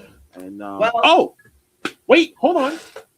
And I might as well introduce this now because I wish Gunner would have gone back to me because I could have included him in the tournament. But now the SNW Infinite 8+ Championship will be up for grabs in the 8-man tournament at Armageddon September 11th. Who's going to be walking out your new SMW Infinite Plus 8 champion. You'll have to get your tickets and find out September 11th. We are 2 weeks away of crowning a new champion. So we got an 8-man tournament going on. So please come out, come support your favorite talent. Come sponsor your favorite talent. There's still sponsorships available too. Doors should open up by 6. Shows should start by 6:30. That's all. And tickets for adults, $20. Kids is fine. Kids under 5 are free. What better way to enjoy your Friday night? What better way to enjoy your Friday night on America's Day for remembrance with good old fashioned wrestling? That's all I got. Well, folks, you've heard it. And don't forget, check out our friends over at the Hardcore Sports Network with Mitch as well. They're giving you all this content every single week for free. Don't forget, hit the like, share, subscribe. Stay notified. Telegram, Baby Mama, Google Plus, your sister's ass. What can Brown do for you? Fuck FedEx. Fuck the Postal Service. Just make sure. Don't fuck that shit. You'll get an infection. But for now, this has been another edition for the Wrestling Asylum. For Gunner Moody, for the boss, Blackheart, I'm your host, Eric the Joker. We'll see you all soon. And, hey, football season's about to get kicking off here within the next week. So if you're not down with that, we got 2 weeks. No, 2 weeks, right? Okay. I just said 2 weeks. No, 2 weeks. Because we're still in preseason right now. Yep. So 2 weeks from now, if you're not down with that, shout out to my Patriots, man. Boo! Man, fuck your Bills. Hey! The Bills are never going to win the championship. Get out of here. On that note, right. folks, the trash talk is good. Boy, I love losing Super Bowls, bitch. This is. Oh, I got you. I'll be on the first flight. Fine, we can get the swag game. We can go. get the deflate game. I don't give a fuck, but you guys still never won anything. So you guys are still ass in my heart. So till next week, folks. We'll see y'all later. We're out.